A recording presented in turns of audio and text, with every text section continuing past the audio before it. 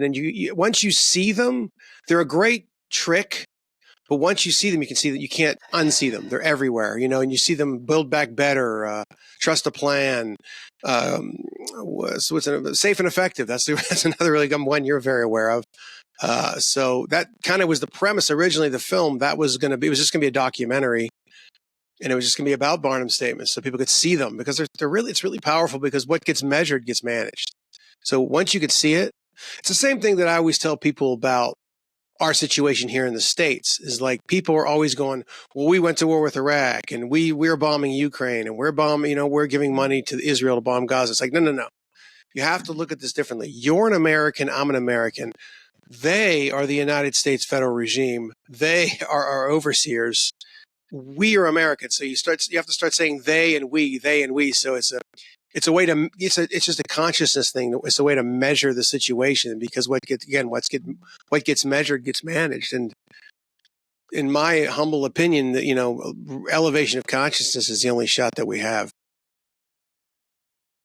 You are listening to the Doc Malik podcast. This show is 100% independent and fully funded by listeners like yourself. So if you wish to support Ahmed in all that he is doing, then please subscribe to his channel on Spotify or his Substack.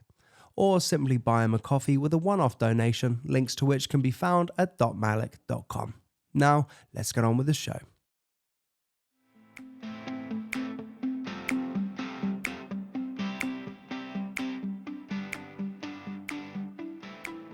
Listen, dude, thanks so much for doing this. I watched your movie, Barnum's World.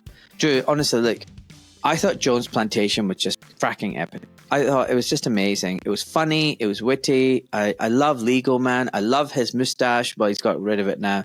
I mean, you were all right. But, I mean, the whole thing was just brilliant. It was just so beautiful. And it just succinctly puts into place, where we are in the world today. It's not just about American plantations. It's the fact that this planet is now Planet Plantation. And it explains how the system works, how we police ourselves, how the evil people can do all this crazy stuff, and we just let it happen. It was beautiful. But you know what? You pulled a stunner, because then you created Barnum's World. And I think I actually like it even more than Jones Plantation. It's just so funny and on point. Well done, my friend. Thank you. That I appreciate that very much. No, that keeps me going. Those kind of comments. Well, so basically, I had to look up who Barnum was. I was like, Barnum's World? Suddenly, there's a whole load of stuff that came up. Now, rather than me talk about it, do you want to tell me in the audience about Barnum, who this wonderful, amazing chap was? Well, you're talking about P.T. Barnum. Yeah. Yeah, well, I don't know a ton about him. I know that he was he was like the original,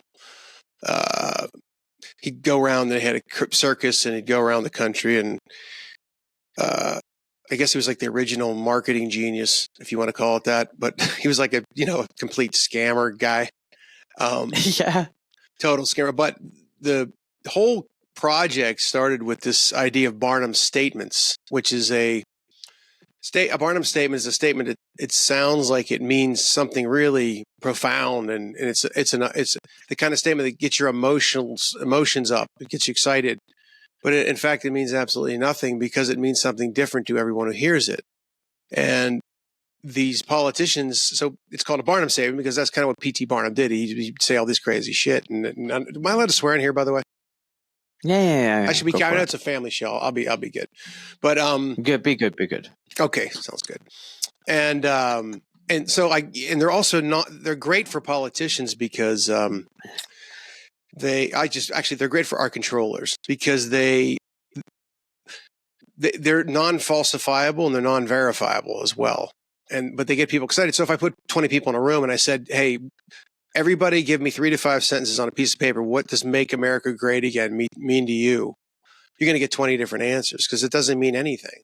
And at the end of the day, when Trump's out of office, you could say, hey, did you make America great again? And he goes, oh, yeah, I made America great again. We did this or that. And it's like, it's not like he said, hey, I'm going to reduce the tax rate by 7%. And you said, you didn't reduce the tax rate by 7% because the tax rate has actually gone up. It's nothing you can prove, but it gets you worked up and it gets you excited. And once you see them, they're a great trick. But once you see them, you can see that you can't unsee them. They're everywhere, and you see them Build Back Better, Trust a Plan, Safe and Effective. That's another really good one you're very aware of. So that kind of was the premise originally. The film it was just going to be a documentary, and it was just going to be about Barnum statements, so people could see them, because it's really powerful, because what gets measured gets managed. So once you could see it, it's the same thing that I always tell people about our situation here in the States. Is like, people are always going, well, we went to war with Iraq, and we're bombing Ukraine, and we're giving money to Israel to bomb Gaza. It's like, no. You have to look at this differently. You're an American, I'm an American. They are the United States federal regime. They are our overseers. We are Americans. So you have to start saying they and we. So it's just a consciousness thing. It's a way to measure the situation, because what gets measured gets managed. And in my humble opinion, elevation of consciousness is the only shot that we have. Oh man, I'm so with you. Listen, well, I do want to talk about Mr. Barnum. Mr. Okay. Barnum, P.T. Barnum was born on 5th of July, 1810, and he died 7th of April, 1891. And he was an American showman. Yeah. And I wonder, they made a musical about him in 1980. And I wonder whether the movie, The Greatest Ever Showman and stuff like that, I wonder if it was based on this Barnum fellow, because he's quite fascinating. He was a showman. He was a businessman. He's a politician. And he's remembered for promoting these very celebrated hoaxes. And he also had a circus.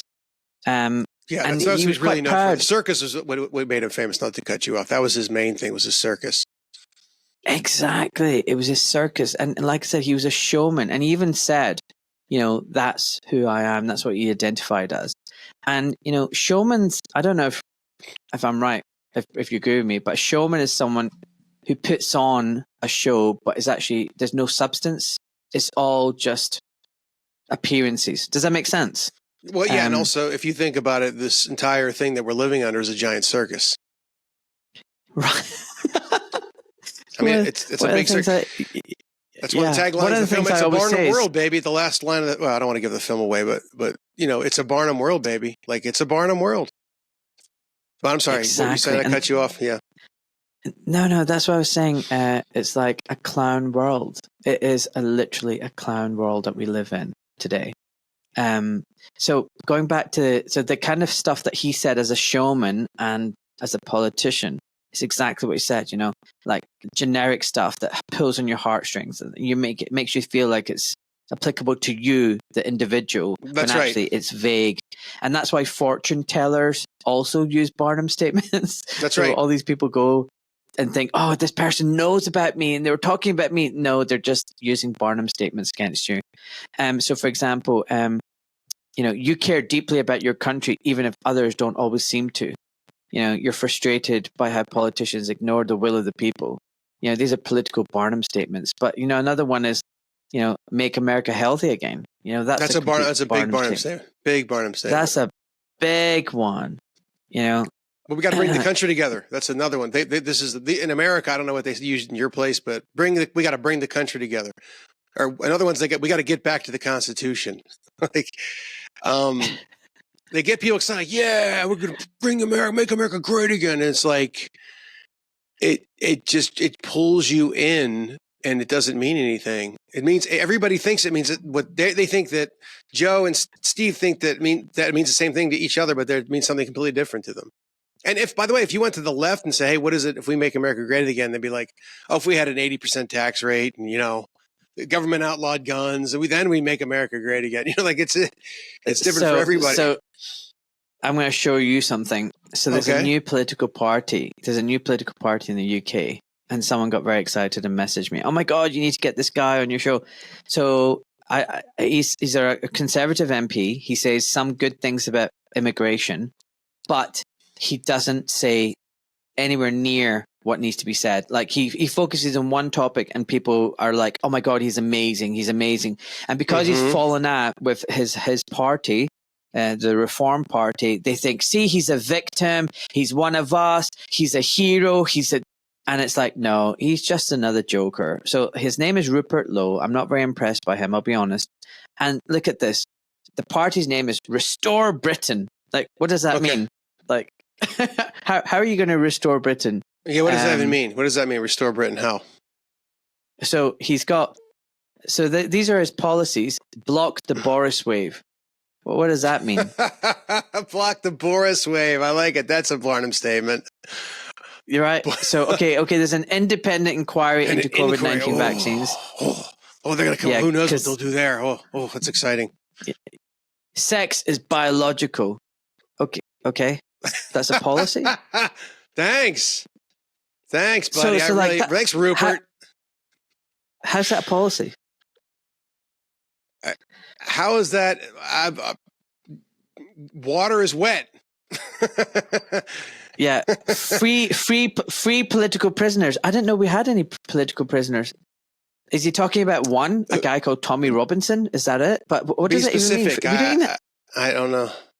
What was the one? End school holiday fines. What does that mean? So when you take children on holiday in school term time, you can get fined for it. You got to be kidding me. You guys are. Oh my God! You guys are like it's Prison Island over there. Welcome to Fantasy Islands. Welcome to Prison Island. Yeah. Wow. From the BBC. Oh, okay, that's not a bar. You could do that. Oh, look at this one. And this is a policy proposed. An Englishman's home is his castle. What do you think of that? See, when you see them, they're hilarious, right? Hold on. People get into them like, yeah, an Englishman's home is his castle. Ban the burqa. Okay. Ban the burqa.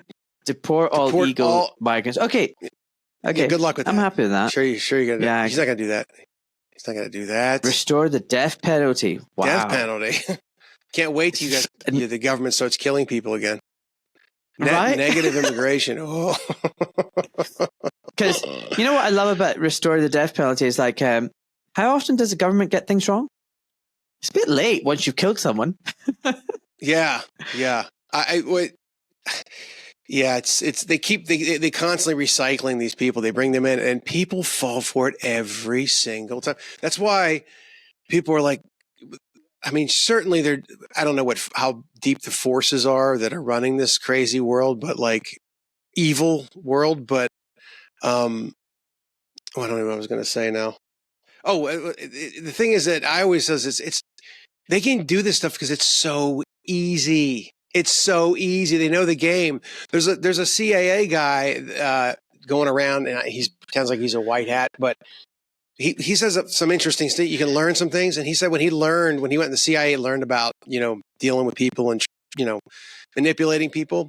He's like learning. He learned like 4 or 5 things. He's like, there's no way this is going to work. He's like this, and he said he went out there and he started using it at the bank, at the grocery store, and he's like, oh my God, this stuff works to a T. It's so easy. It's so easy to manipulate people. It's so easy. They do the same. It's incredible.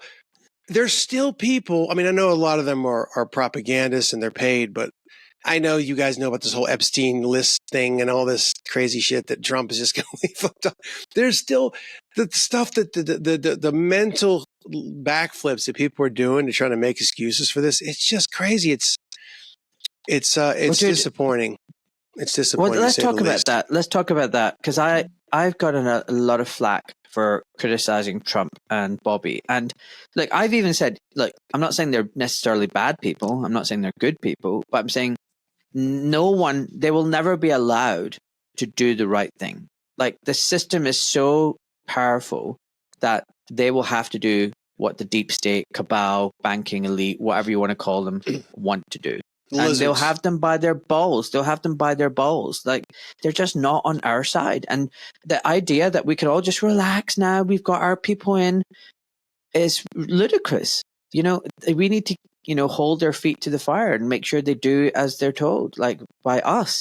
But a lot of people are like, no, so much is being done and we can trust them. And it's like, oh, geez, Louise. Anyway, it would have been a lot easier if I went along with the whole MAGA Maha thing. But I've lost a lot of subscribers, a lot of supporters. I've lost money, and I've taken on a lot of flack for saying what I'm saying. But you know what? I have to say this. This is the right thing to say. We need to be cautious and wary. And I think I've been kind of vindicated. Now, you tell me, what do you think of Trump and Bobby? And, are they the good guys doing good stuff, or is it a complete joke? What do you see out there in America? It's a complete joke. But whether they're good guys or not, I mean, this is the thing. Let's talk about the Barnum World. I mean, it'll tail right into what you're saying. So in the film, this legendary Hollywood producer, Natty Jones, we bring him in and we interview him, and he pulls back the curtain to show us that this system is, it's run on propaganda, mind control, social engineering, and psyops. And that the most important point is that, one of the most important points is that the system, it seems insane, but it's not broken. It's doing exactly what it's designed to do. So how do you know what a system is supposed to do? Well, what does the system do? How is the system designed? What is it producing? That is what the system is designed to do. So you cannot fix a system that's producing what it's designed to do. It's not broken. So that's what people can't seem to wrap their head around when they're talking about, I'm going to bring this guy in, he's going to do this, he's going to do that. He's not going to fix a system that's already working. You see? Now, That's a really good point. Yeah, it's a control and extortion system. It's not a system that was a really great system and, it was this wonderful freedom machine and then all of a sudden it just got corrupt. No, it's an extortion and control regime. And it's only working the way that people allow it to work because most people have when it comes to this, the capacity of a 12-year-old. And I'm not trying to be rude. They literally want mommy and daddy to continue to run their lives for them. And what you were talking about earlier, it's like, okay, they had that thing called Obamacare. I mean, Hillary Care was the original. I don't know if you remember. I don't know how. They had this thing called Hillary Clinton was going to do Hillary Care. Okay. And everybody got up in arms, and then all these people, they rallied and blah, blah, blah, and they got pushed back. Everyone's like, okay, we won. Yeah. And they went off to their lives. And these people have the printing press. They just spent, 10, 15 years running propaganda, riding the clock. And then along comes Obama, and he does Obamacare. Boom, it's in. Now we have it. It's impossible to win in this system because it's not designed for you to win. It's designed for the people who control it to continue to do what they're doing. And when you say system, you're talking more than just a political system. You're talking about the game of life is rigged, basically. Well, I am talking in some sense a political system, but I'm also talking about, there's so many ways to cut this. Basically, we can't have live in a world where there's a small group of people.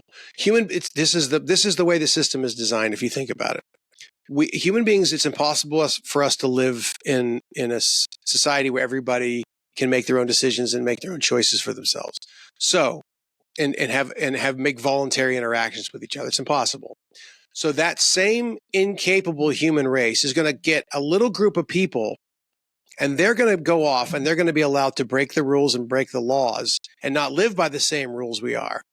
And somehow that incapable group of people is going to hire this tiny little group of people that are going to be lawbreakers, and somehow they're going to be able to manage the system for us.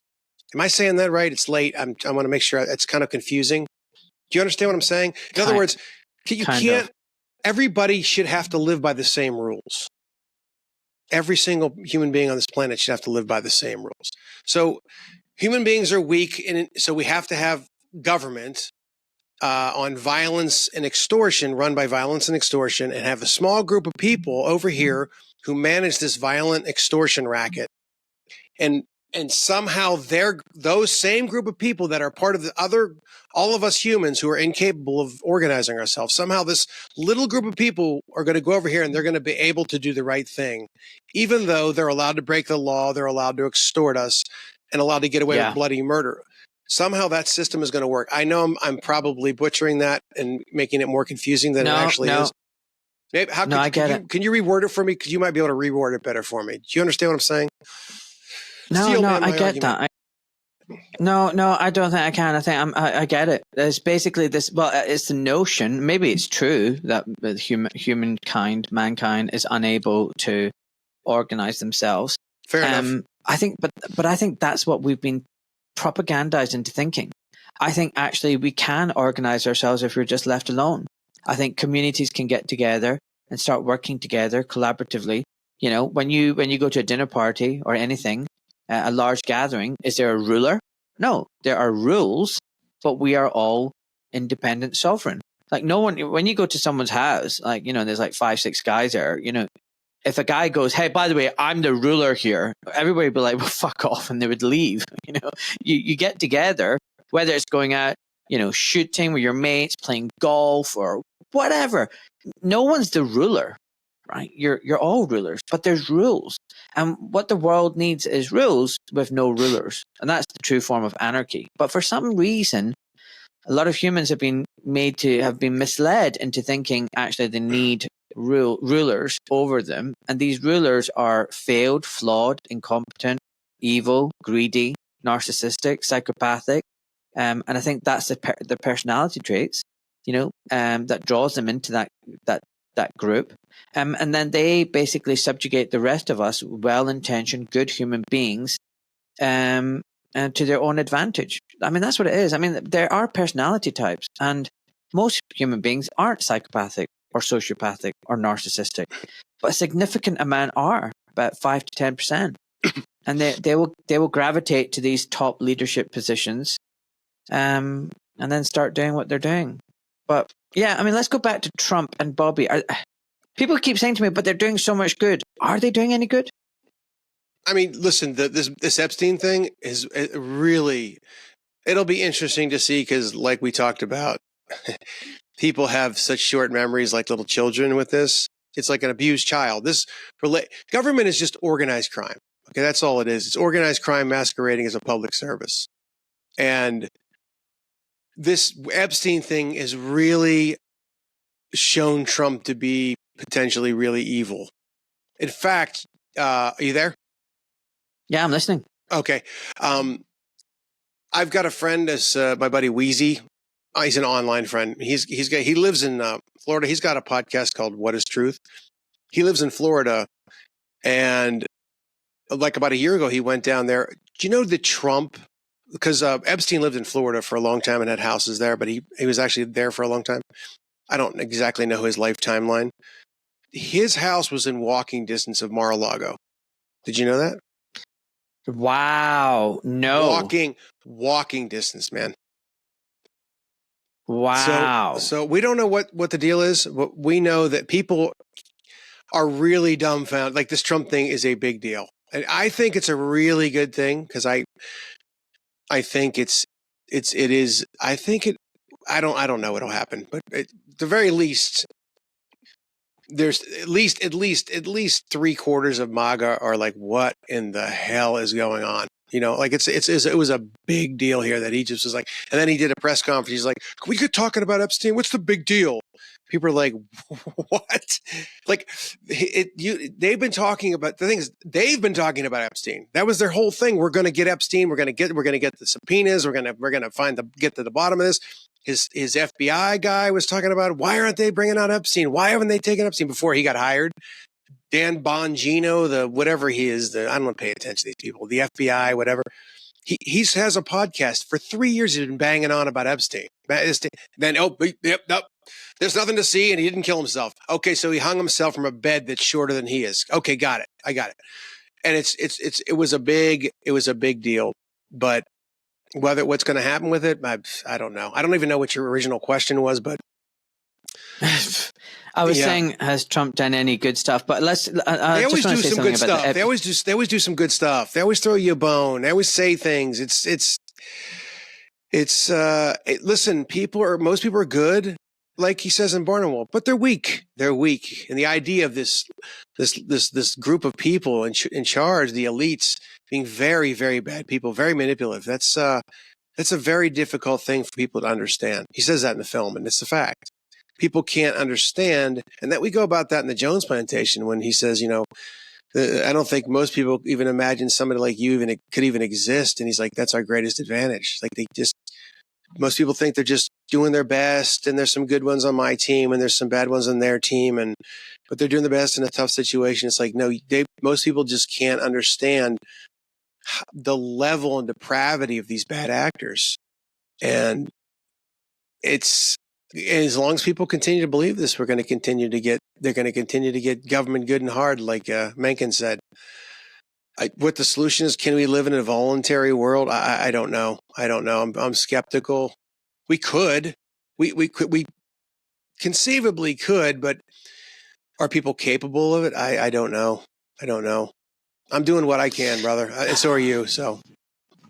Yeah. I mean, going back to that Epstein list, I just think it's hilarious. And, Kash Patel was going on podcasts for years telling people we're going to get Epstein list, there you blah, go. blah, blah. And now he goes on Joe Rogan and goes, trust me, bro. Hey, if I knew, do you think I wouldn't turn it in? No, I don't. Actually, I don't think you would turn it. In fact, I know you wouldn't turn it in. Did you see the interview they did? It was Patel and Bongino. So you know these people are. Did you see the interview with Patel and Bongino where they were like, it looked like a hostage video? Oh no, he didn't kill himself. And I'm like, what are they telling people? Because just that a day earlier, I listened to this crazy podcast where this guy was claiming that he had what do you call that when your consciousness, you travel around? Remote viewing. Yeah, he said he remote viewed, or somebody remote viewed from the CIA or something. I don't know. It doesn't matter. Basically, there was somebody who had remote viewed on the moon, and that there was these mines on the moon, on the dark side of the moon, and that these like alien people had this huge city there, and they had all these naked human slaves working in these mines all day and all night, like this most miserable, working naked. And I'm like, my thing is now that they show them they showed them the mines on the moon. That's what it was. Like, okay, whatever you'll tell, I'll say whatever you say. They showed them the mines on the moon. That's what it is. I don't know. I don't understand how you can have such little integrity. I mean, I don't know. I mean, you're going to die sometime. I don't understand. You're going to die. Why not die with some freaking dignity? And you know what I mean? Stand up for the people. Die on your feet. Yeah. Exactly. Die on your feet. Why are you dying on your knees? I mean, I'll give an example. Kash Patel, when I have seen him recently, he looks like a deer caught in car lights. Like the look in his eyes are wide open. Like he looks almost like he's been MK Ultra or something. Like before Trump got into power, he's like, oh and we're gonna get Epstein list, and do you know, and blah blah, the death is so suspicious, and wait until we find out, and blah blah blah. Right. And now he's just like, he's just day one. They always say the day one. They always say the day one thing. Yeah. And now he's like, what? He's like, his eyes are all big, and he's got that cross-eyed, that one eye that goes that way. It's like, it's so funny. It's just like, what the hell? And then he's going out with this young, hot 20 whatever country singer, and it's like, what? Who's going out with that dude? He's not even good looking, and he's got funny looking eyes now. And he's like, trust me, bro.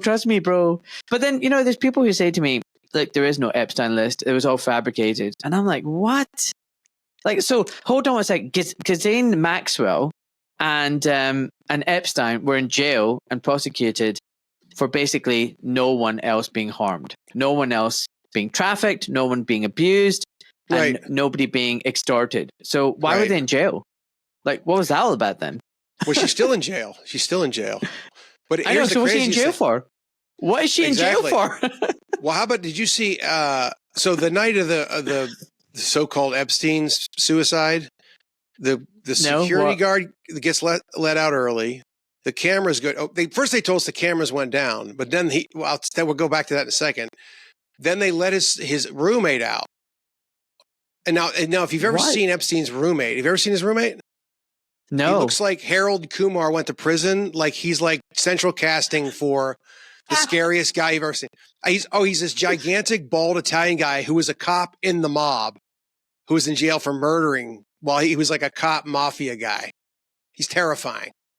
And then he hung himself from a bed that's shorter than he is. But the funniest thing is that Bongino's like, we're preparing the tapes. He goes, we're putting the product together. That's when he said about preparing the videotape. And I'm like, okay, what do you do with the product? What do you do with the product? You sell it, right? And the other thing is, I work in this business. I could have that tape together for you in 20 minutes. All you got to do is, pull up the brightness, increase the contrast a little bit. Like there's nothing to prepare. What do you mean you're preparing the tape? And the craziest thing, did you see the tape? They pulled a minute out of it. You saw that? No. Yeah, I heard that. They said there's a missing minute. Well, what's in that missing minute? Missing minute. They just said it's a missing. What's his face? Again, Kash Patel goes, yeah, there's a minute missing. I was like, what the? It's so insane. Are they trolling us at this point? Like, what's going on? It's so crazy. It's a Barnum World, baby. And we all live on Jones Plantation. Yeah, it's a Barnum's World and we all live in Jones Plantation.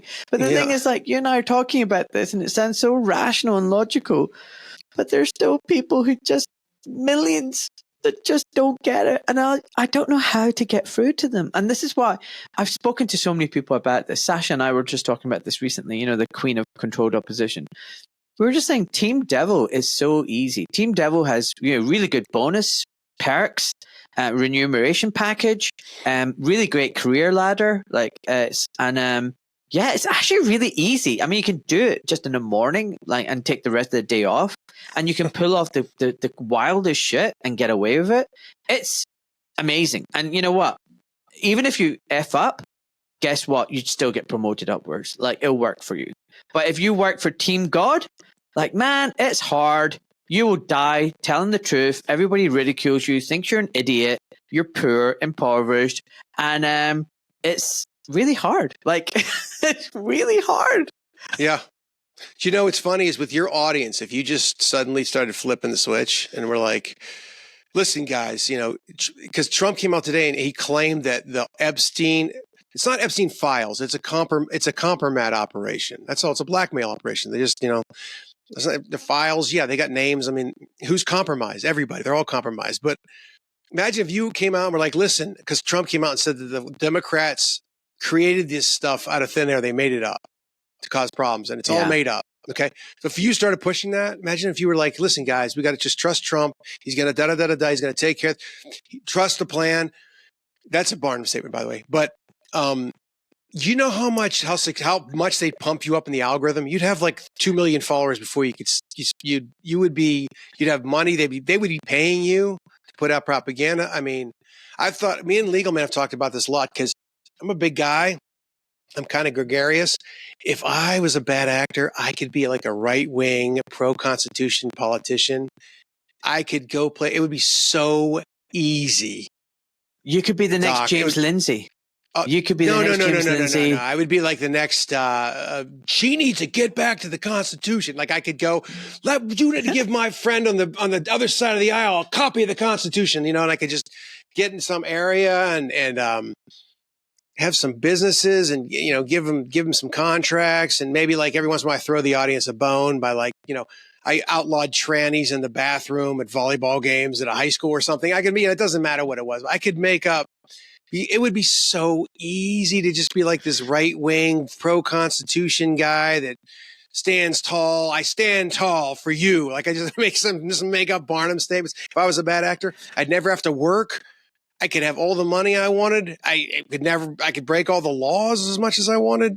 It would be like you said, Team Devil is, if you're a weak or a bad actor, it's very, enticing for sure. And lucrative. You've just given me an idea. I could be, I could do that. Because I'm a former Muslim. I could come out and be really anti-Islam. I could be really anti-Islam. Oh my God, dude. That's what they love. Those black guys that do that. They love black. There's nothing that right-wingers love to push more than black guys that are pro-Trump. Forget it. Dude, have you seen that sketch where, oh God, what's his name? I can't remember his name. Where this guy is black, but he's blind and he becomes a Ku Klux. Oh, you're talking about Dave Chappelle.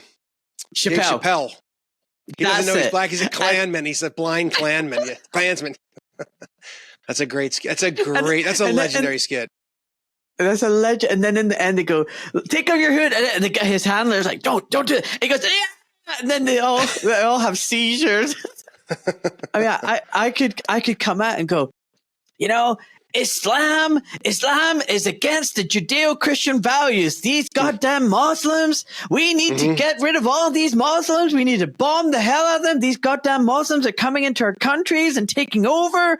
You know, I could do that. And you know my what? God. You know how much Israeli money you could get if you did that? Do you know how much Israeli money? Forget it, dude. I can tell you right now, I'd be on Lex Friedman, Jordan Peterson.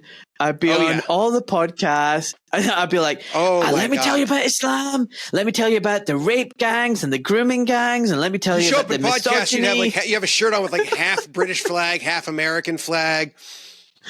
Oh, my Star God. of David, dude. And I'd tear open the Star of David underneath. Oh, it'd be so easy. It'd be so easy if you were just a bad actor. It'd be so easy. It'd be so impossible. But you know what? It's impossible. I can't do it. It's like asking me to lay down with another man. It's like, it's just not happening. You know, it's just not. Dude, same. I just can't do it. Like, and I'm not. It's not even like I want to defend Islam. I don't. Like, there's a reason I'm not a Muslim anymore. But frankly, all these religions are captured, and I don't believe in any of them anymore. You know, it's just no, thank you. And you know what? You were talking off air about Jesus and the real story. You know, I don't know what the real story is, but what I do know is he was real. What I know is he was a badass. And he was a rebel fighter. Like, he was against the Roman Empire. He was against the Jewish, whatever, you know, priestly class. I don't even think the word Jew existed then. Hebrew class or whatever. No, you know, most of them weren't even in Judea, by the way. They weren't even, they're just from Judea. That came around later on. Yeah. So I think Jesus was against the money changers and the priestly class. I think he was against them. He was like, you know, you've co-opted the religion, you've converted it for your own games and your power play and your financial gains. And he was a badass. He was turning over tables. He was fighting them. He was a troublemaker. He was an anarchist too, by the way. Yeah, he was an anarchist. He said all the governments are I'm paraphrasing it, but he said something about governments being run by evil, that the heads of the governments were evil. The only thing I differentiate from like traditional Christians is I don't believe he's the son of God, literally. I think what he was saying was, you know, he is God, as in like we're all part of God. Like every one of us is God and we're all the same.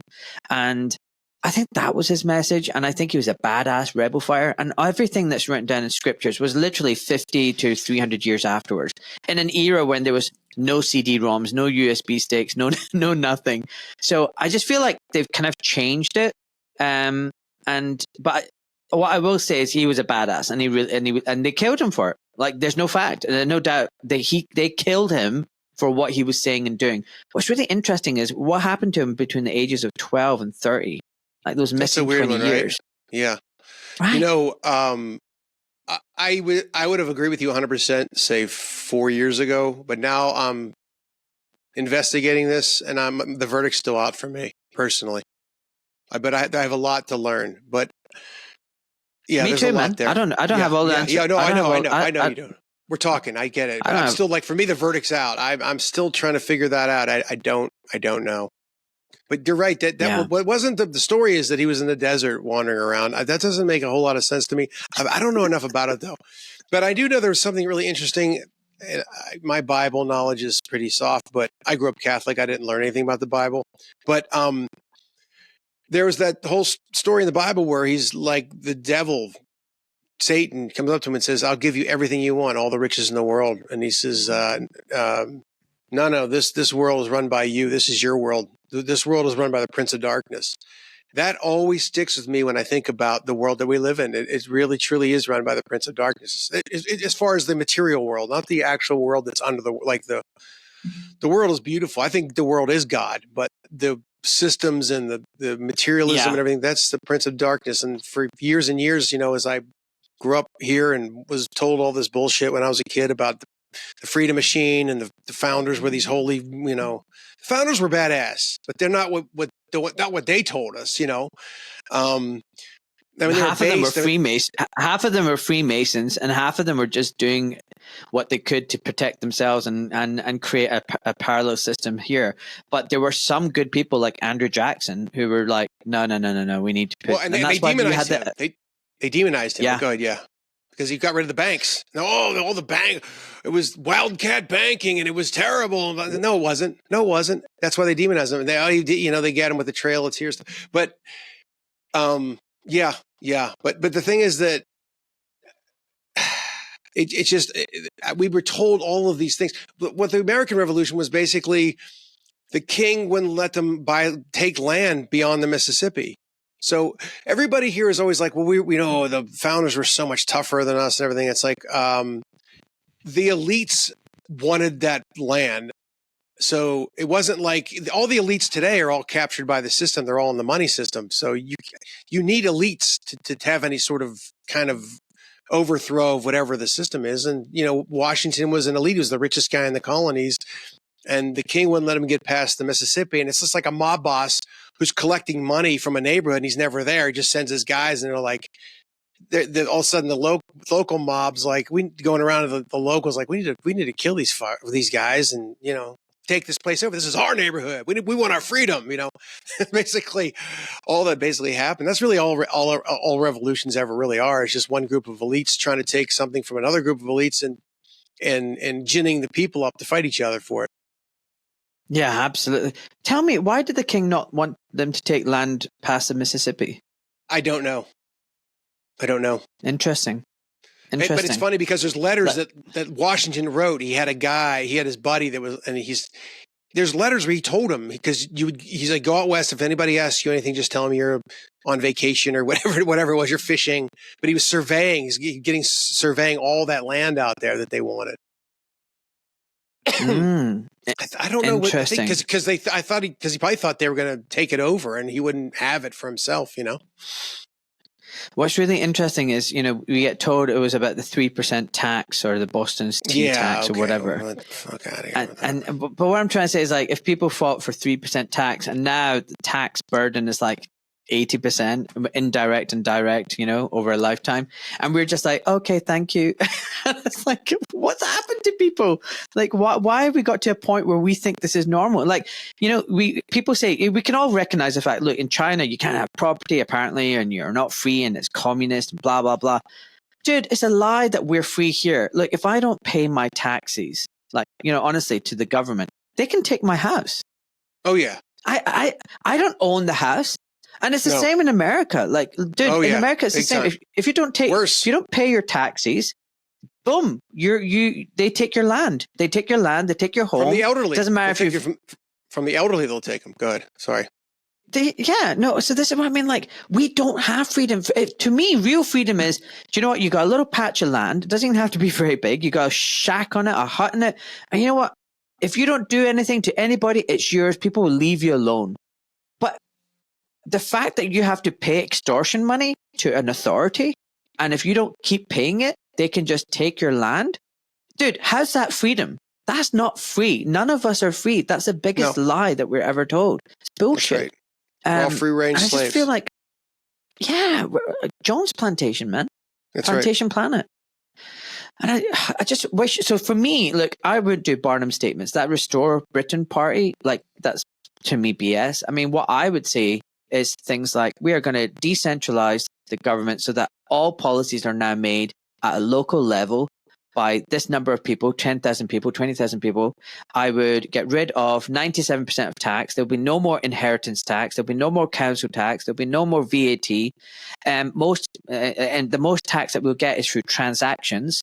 So if you spend money, like 0.05% or 0.5% of whatever that transaction will be sent, as a taxation to your local community, and they can do whatever, maybe, and, they'll be like, all the hospitals are local and they're run by local communities, for non-profit. There'll be no centralized education system.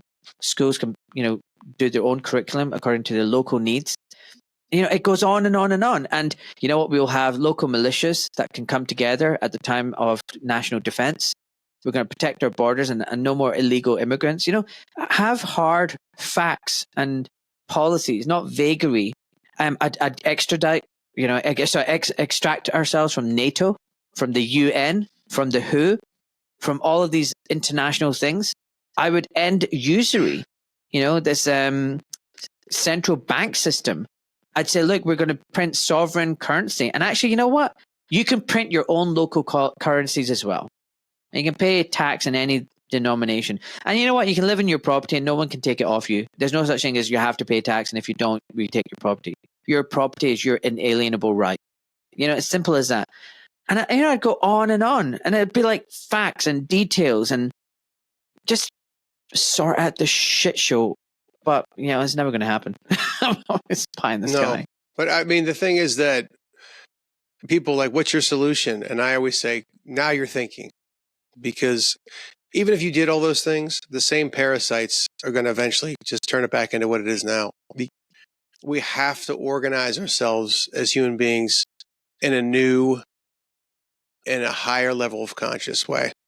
I don't know exactly what that looks like. I know that just start thinking about ideas. We have to start putting our heads together. I mean, one thing that I heard was kind of an interesting, because I want to outsource basically government's a protection racket. If I want to outsource my security, I should be able to choose who I'm outsourcing my security to. And I don't care who you voted for, because I don't want you to have any say who I'm outsourcing my security to, or anything else that the government supposedly does. So one with the internet, there's one of the ideas I've heard is kind of interesting to me is basically like governments, quote unquote, pop up online. They're online, and depending on how good their services are, how good they get it, where they're at, how many locations they're going to have, if they're available in your location, and then you hire them, and they can offer whatever their services are. You could be a communist government, you could be whatever kind of government you're on, and you find your countrymen, you sign up for your government online, and if they don't do the job that they said they're going to do, then you fire them. People are like, that's crazy. No, it's totally doable. You could have governments that, like, we're available now in Argentina. We're available right now in Arizona. And what do we have great, we have security. It could be like, well, I just want security. Or like other people like, I want healthcare, I want security, I want education for my kids. Depending on what they offer. And then at the end of the day, here's the thing. Governments could be voluntary. So if they don't do the job they tell you they're going to do, or they don't do what they're saying, just like something else, a service that, like StreamYard, I fired them. I'm not paying them anymore. So that sounds crazy, but this is what we have is insane. What we have is completely and totally insane, and it's totally unsustainable. I mean, I agree. These people are going to kill us off the earth. Like, it's totally insane. They're massacring babies in Gaza right now. There's millions of babies being killed by abortion. Like, what we have is, that's the thing. Everything that people are afraid of, if we change and move more towards like anarchist society, or whatever you call it, voluntarist, everything they say is going to happen is happening now. That's the thing. Everything they're worried about is happening right now. And so it's just, it's very, very difficult. I think so when people say, we need to get this federal government off our back. Well, what are you going to do next? What's your solution? Well, I'm like, well, if I get shot in the stomach on the battlefield and a guy shows up to take the bullet out, and I'm not going to be like, am I going to be like, but wait, before you fix me, what are we going to do once this bullet's out? And I'm still bleeding. Like, what are we going to do? And then you're just like, we got to get the bullet out of the stomach, and we will figure it out. We will figure it out. It's going to be easy. No, this is the world we live in. But this system that we have, this fake democracy insanity, it's getting crazier every single week. It's like a coil that's spinning faster and faster and faster. The evil, the insanity, we're getting what we deserve because people are not willing to take the responsibility and the fallout of what's going to happen if we decide to try to do something that is going to require us to take responsibility for our own lives. We're getting what we deserve. And like I said, there's that great quote by Mencken: people, they want big government. They're going to get it good and hard. Hi, everybody. Sorry for the interruption. I don't know why I'm saying sorry. It's my podcast, and I need to advertise my consultation service. As you know, folks, I don't have any sponsors. How many big podcasts do you know of that don't have any sponsors? I'm supported by you the tiny percentage who subscribe to my Substack or my Spotify paid channel. So to those few of you, I just want to say thank you so much. I love you. And hopefully the ones of you who are listening for free, you're still helping by rating the show 5 stars and spreading it on your social media far and wide, whether it's on Facebook, Instagram, your WhatsApp groups or whatever. Please introduce them to my podcast. Hopefully some of them will subscribe to my channel. But I also want to take this opportunity to talk about my one-to-one consultation service I'm offering. Now, I'm not acting as your doctor or diagnosing and treating you, in which case some of you might be thinking, well, what the heck are you doing? What kind of consultation is this? Folks, if only you knew, I'm about advocating for your healthcare needs. I'm about educating you, empowering you, helping you navigate the minefield that's the sick care system. I'm helping you ask the right questions from your doctor, to get the best out of your consultation, to answer your unanswered questions, and to give you a second opinion, and so much more. I can prepare you for surgery.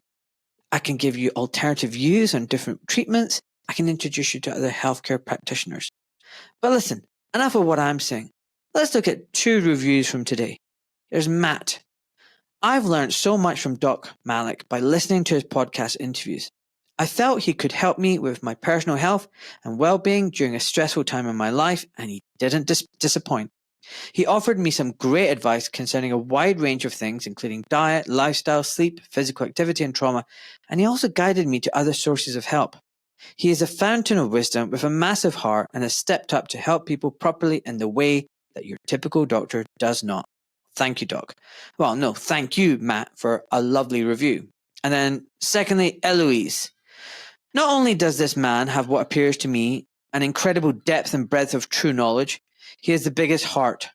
I felt so genuinely cared for around sensitive health issues that I may not ordinarily wish to speak about. A consultation is a trusted, safe space which was essential for me as I've tried everything under the sun and I'm aware of my own blocks.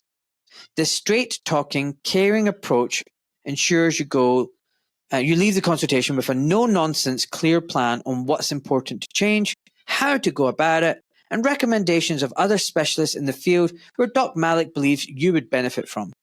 He is considerate of costs, so offers multiple ways to go about protocols to get the best for you without spending a fortune unnecessarily. The mental relief I got from this consultation was, in fact, priceless. So there you go, folks. Don't take it from me. If this resonates with you, check out my website, docmalik.com/consultations. Have a look. And if you think that, there's a calling there, book a consultation with me. Right, folks. Back to the show. Thank you for taking time to listen. I love you loads. So much. And honestly, for the recent listeners who've left Apple reviews and 5-star ratings on Spotify, I see you. I see what you've done, and I'm very grateful. Thank you, folks. God bless. Bye-bye. Yeah. Dude, that was beautiful. Beautiful. And I never thought of it like that. You're 100% right. The thing they're most scared of having, if there's no government, is happening right now. That's right. Chaos, unpredictability, insecurity, theft of our money and property, mass murder of unborn babies, uncontrolled migration, illegal migration, lawlessness. Like, we have prisons. Yeah. It's dude. There's a great video online. The former mob guy, Sammy the Bull. He tells about his time in they have a thing here called Supermax. There used to be a lot more of them. There's only one of them now. It is any so-called government that would have a prison like this. That's all you need to know, that they're evil and that they hate you. He describes his experience there. It's torture. I'm not going to get into the details, but the man starts to cry talking about it. It's that bad. And it's like, that's just one example of a million examples. No. Tell me, like, what do you mean? What was it like?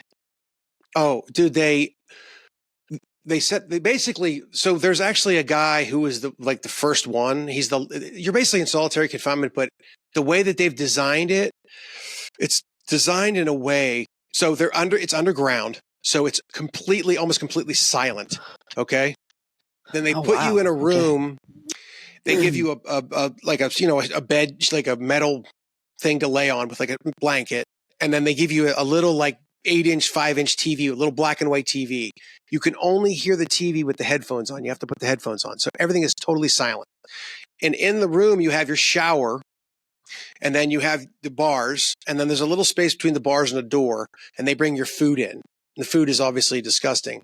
And you're in there 23 and a half hours a day. And then, depending on your situation, most people get let out into this square that has got like, 40-foot brick wall. And you can kind of see you can see the sky, and you get to walk around the square, and then they put you back in or a cage. And,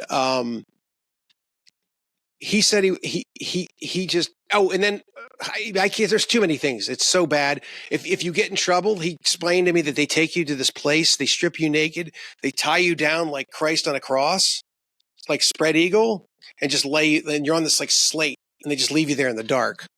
So you defecate on yourself, you urinate, and they come in and spray you down.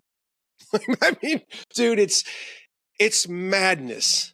It's absolute madness. Some people might say if you're a mass murderer or a pedophile, killed babies and whatnot, you kind of deserve that. But no, a mob guy. I mean, come on, man. He was a mob guy. They deal with criminals. They kill each other. It's not mob guys aren't killing innocent people. But we could get into the semantics of like when you should be tortured, but. No. You should never be tortured. Yeah, no, exactly. You should never be tortured. That's and he was like, he was talking about Guantanamo. He's like, every single person in there would have given a finger to go to Guantanamo Bay.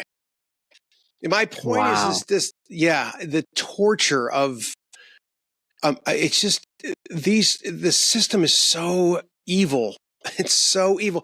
And Legal Man talks about this all the time because so many Americans think the court system is, they're trying real hard. They make a lot of mistakes, but justice is always done. And he's like, anybody that ever deals with the court system knows. There's no going back. That the court system is absolute garbage. It's a complete corrupt racket. It's a joke. It's not what you're told. Same thing with the cops. Do you think the cops are there to protect and serve you? Try sometime not doing exactly what they tell you to do. See what happens. See how much they're there to protect and serve you. Dude. But that's a Barnum statement, to protect and serve. Oh, it's in the movie. Barnum, it's a protect and serve. Do you remember? I did watch the movie. I promise you I watched the movie. Exactly. So is Back the Blue. That's a big one here. Back the Blue. I back the blue. Yeah. I back for safety. I back the blue. It's like, do you not understand that you're backing the government's armed goons? Who pays them? Who do you think they work for? When people have Back the Blue, they'll have like, not to cut you off, they'll have an American flag. I'll shut up after this. And they'll have Back the Blue. It's like freedom, Back the Blue. And I've done this a couple times. I'll see him and I go, wait, I'll see him like a grocery store. And I got this guy, I'm like, so you were for lockdowns and vaccine mandates and masks? And he's like, no way. I go, who the hell do you think enforced them, dude? You think that any of those mandates would have worked if they didn't have the government's armed security goons with their little badges and their little blue uniforms? You think if they didn't have those guys, they could have enforced those? How? Is Nancy Pelosi going to show up at your front yard, tell you to get back inside and wear a mask? You going to listen to her? You know what I mean? It's like they're there to protect the system, not you. That's one of the most powerful Barnum statements. In fact, if you remember in the film, he says, what's your favorite Barnum statement? He's like, protect and serve and back the blue. Like those are, wow. Because it tricks the right wing, the so-called freedom-loving right wing, and and makes them think that the government's armed goons are on their side and that they're fighting for freedom. Anyways, go ahead. I cut you off. No, a really good point you made. No, I just remembered one of the scenes, and I'm so glad that you talked about this in the movie. Remember that guy that got shot in the hotel corridor? Oh my God! And the police were saying, Get down, put your hands up, put your hands down, get on your knees, get down, fall flat on your face, get back up now. But the policeman, if anyone's not understanding, there was this guy who was literally just walking in a hotel corridor. And it's in the movie, by the way. It's in the movie, yeah. This is Yeah, this is real, by the way. I saw this video clip somehow, and I've never been able to find it again, and it's in the movie. And this poor guy just suddenly come face to face with armed cops with semi-automatic rifles, and he just shits himself like anybody would. And this guy's barking orders, and they're contradicting. And the police officer is literally saying, "If you do the wrong move, I'm going to shoot you." So just imagine the stress. I'm going to kill you, right? This guy's like going, "What the fuck?" And yeah, can you just talk about that, just in case anybody? And I've forgotten his name again. Just can you talk about that? I think the guy's name that was killed is Daniel Perry, but don't quote me on that. And by the way, he's a white guy, so all these race cop things. That's all a distraction to get people away from. The problem isn't police racism. The problem is police statism. So all those things are distractions to distract people. The cops are racist. The problem isn't the cops are racist. The cops work for the state, but you're talking about, so the guy's in the hallway and he's like begging for his life. And he's giving him all these crazy contradictions. He's like, cross your legs, uncross your legs. He's like, get down on the ground, get up. What are you doing? And like, he's just and the guy's like, please don't kill me. And the guy's like, shut your mouth or I'll shoot you. Like he's trying to like talk to the cop. And then he just starts crawling. He's this kind of weak kid. He looks like he might be a little drunk. And he's like, crawl towards me. And the way he's talking to the kid, he's humiliating the kid on purpose. The cop's just a complete psychopath. Daniel Shaver. Daniel Shaver. That's right. Yeah. And then Daniel Shaver blows him away right in the hallway. I mean, he's crawling on his hands and knees towards the cop. No danger whatsoever to the cop. And I think he like tried to pull his pants or something, and the guy just blows him away. But that's not even the end of the story. Can I play it? Sure, yeah, go ahead. Yeah, keep going. What were you saying? No, play it. This will be better if you play it. No. It's not the end of the story. It's not the end of the story. Keep going. What are you going to play? Distracted. Oh, I thought you were going to play the film. No. Well, basically, the cop, I don't have it. They charge the cop, and then he gets off, of course. But then they hire him back for a day, and he's a pension for life. Yeah, I know. In the movie, it says he gets $2,500 a month for life, for the rest of his life. Yep, on everybody else's dole. Right, watch this. It's clear this way. The video begins as police, rifles drawn, close in on a Mesa, Arizona hotel room. A 911 caller says there's a man inside with a gun. Somebody's pointing a rifle outside of one of the windows in our building. Tensions are high. Listen to my instruction, or it's going to become very uncomfortable for you. Moments later, Daniel Shaver comes out of the room. He follows commands to crawl toward officers, begging them not to shoot. But then Officer Philip Brailsford rapidly pulls the trigger 5 times. He tells investigators he thought Shaver was reaching for a gun. I perceived this as a threat. It was just a scary situation. Shaver did have 2 pellet guns in his room that he used for his pest control job. But in that hallway, the married father of 2 is unarmed. Officer Brailsford is now charged with second-degree murder. A judge blocked the release of the exact moment Shaver is killed, saying it might prejudice potential jurors. Brailsford, who was fired, has pleaded not guilty. A jury will see the entire video when the now former officer goes on trial.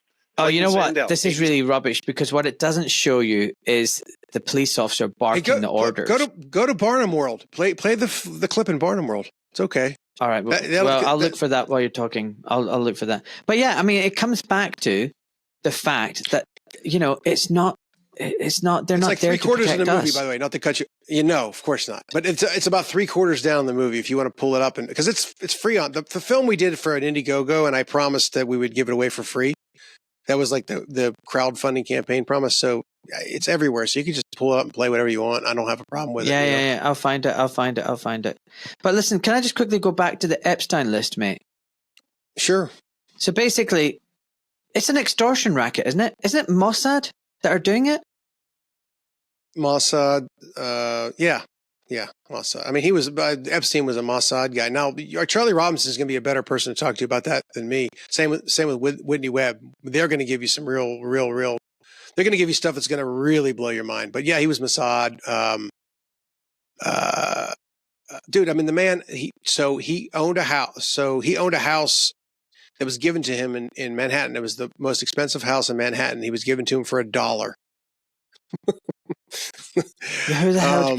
What the hell? What the hell? I see. This is where you're going to get into these details. See, I'm not unless I'm really interested. Like I need to know something like that. It's too dark. I know the 30,000 foot version of it. You know what I mean? I know what I need. I know what I need to know until I need to know more. But I could tell you, making this film, because one of the things about Barnum statements, one of the tactics they use for propaganda is repetitive content, and we demonstrate that in the film. We could have demonstrated a lot more, but we do demonstrate it. But when I talk about these Barnum statements, like we say, bring the country together. Oh, make America great again. I show a clip. Ronald Reagan said, make America great again. Then Bill Clinton said, make America great again. And then Donald Trump said, make America great again. Then we show, we got to bring the country together. Show, Clinton saying, bring the country together. One of Trump's people saying, bring the country together. Somebody in the news saying, bring the country together. But the repetitive content, we show that clip that everybody's seen of the news where they're all saying that's the threat to our democracy. There's literally 50 news television stations saying it. People have seen that. It's been on the internet. Then we cut to this one they did 3 or 4 months ago. It's the weirdest thing, dude, Doc. There's 30 or 40 Congress people. I didn't have time to show the whole clip, but they basically, some of them change it a little bit. They mostly all do the same thing where they say this line, these 2 or 3 lines, and then they sit down. They have a little mic and they sit down. So they're standing there, they sit down, and they go, and that's the truth. And they're all sitting in the same position. And I just played that's the truth, and that's the truth, and that's the truth, and that's the truth. And it's like this, it's one of the tools, but there's something about the human psyche when we hear stuff over and over again. It's the subconscious mind.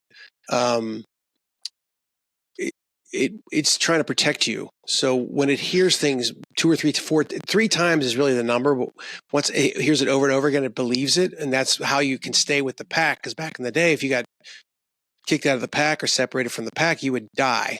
So the subconscious mind is trying to protect you. So when it hears repetitive content, it tells you to believe this repetitive content because that's what's going to keep you safe and keep you with the rest of the pack, because that's what the rest of the pack is saying.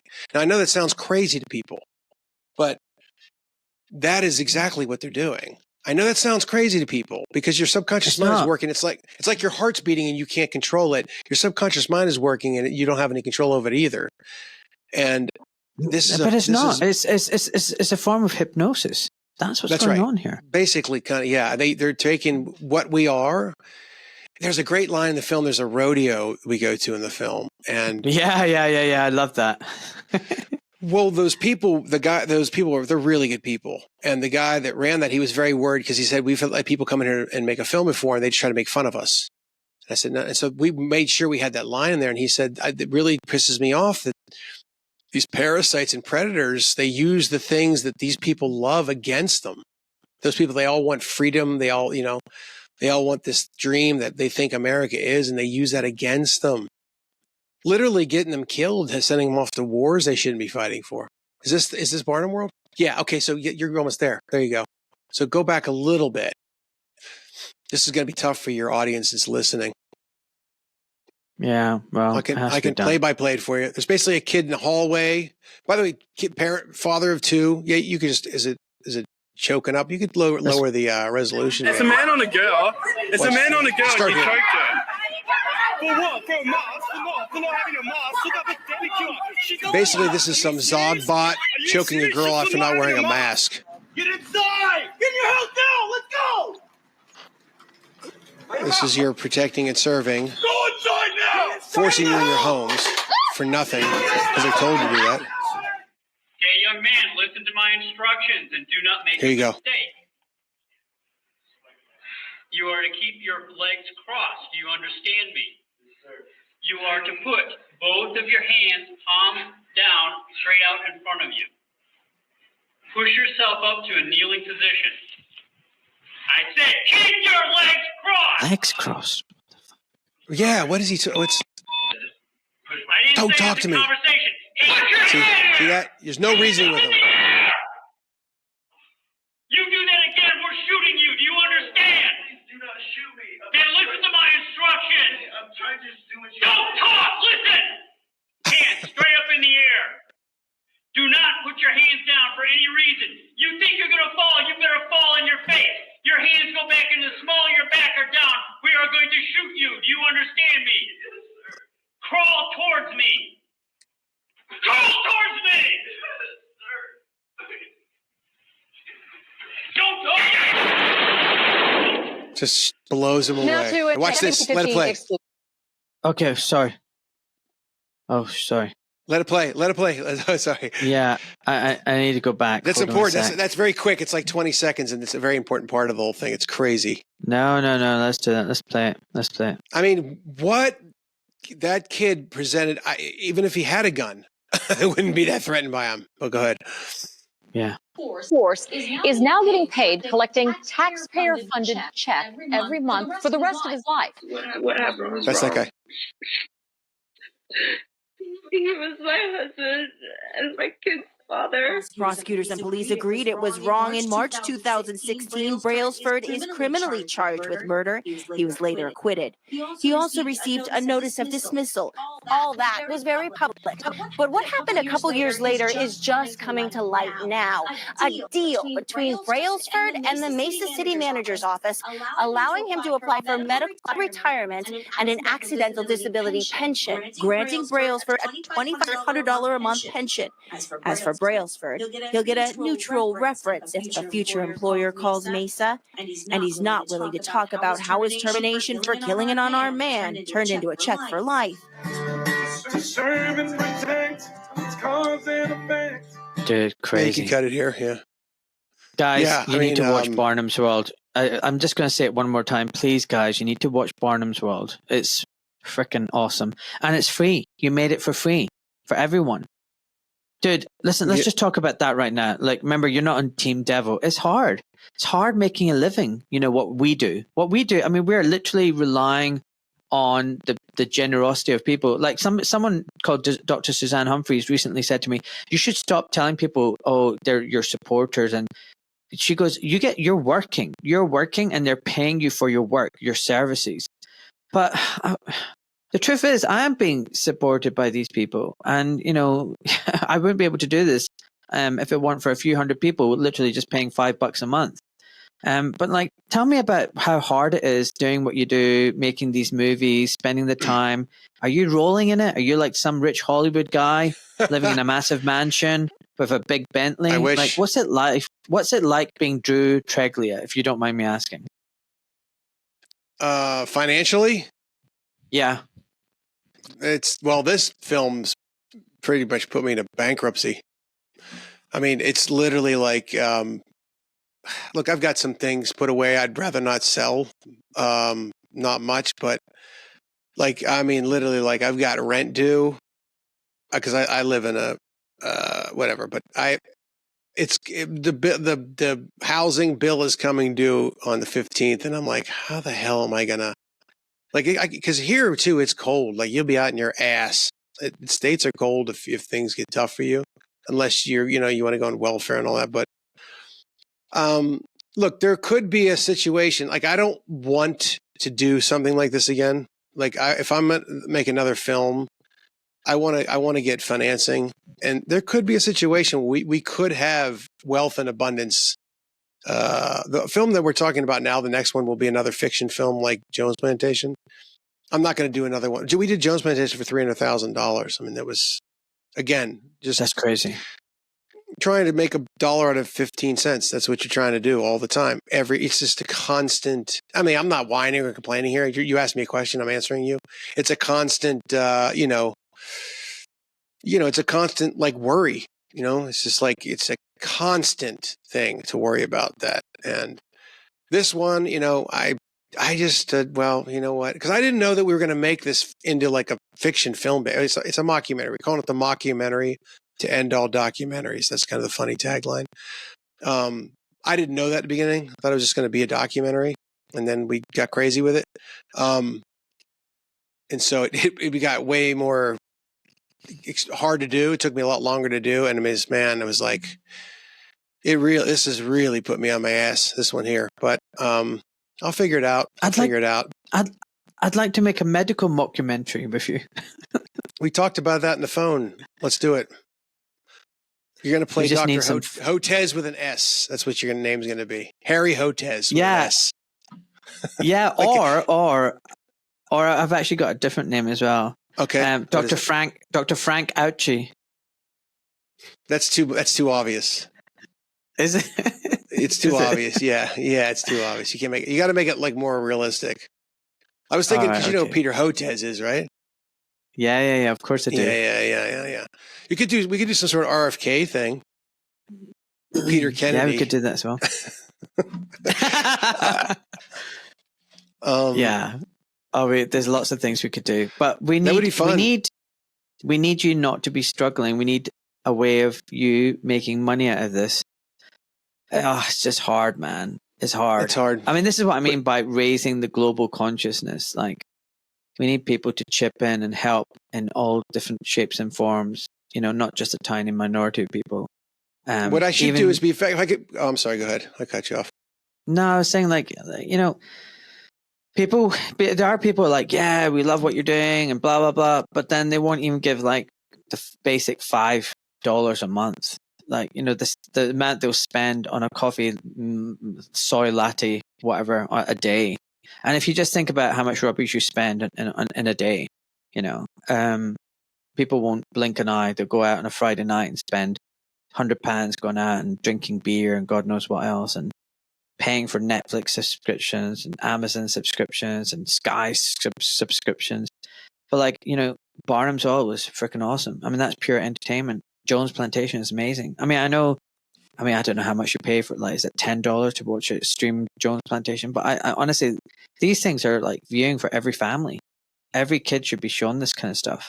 This is like, you should not be struggling is what I'm trying to say. Like, you have created masterpieces, and, you know, you should be recognized professionally for that, as well as financially. That's just my opinion. And it just goes to show you what a screwed up world we live in, where, you know, Hollywood propaganda makes people rich and truth telling on an epic scale like you do impoverishes you. That's just not fair. It sucks. You know? Well, thank you. I mean, if we start financing. My thing is, I don't need $100 million. If I get $1 to $5 million for my next film, it'll look like it's $50 million. I'll be able to do my thing, and we'll smoke everybody out there. I mean, the competition is terrible right now, and we will get the hearts and minds of the normies because they'll just go to watch the film. They're not going to even, you know what I mean? The entertainment will be the draw first and foremost.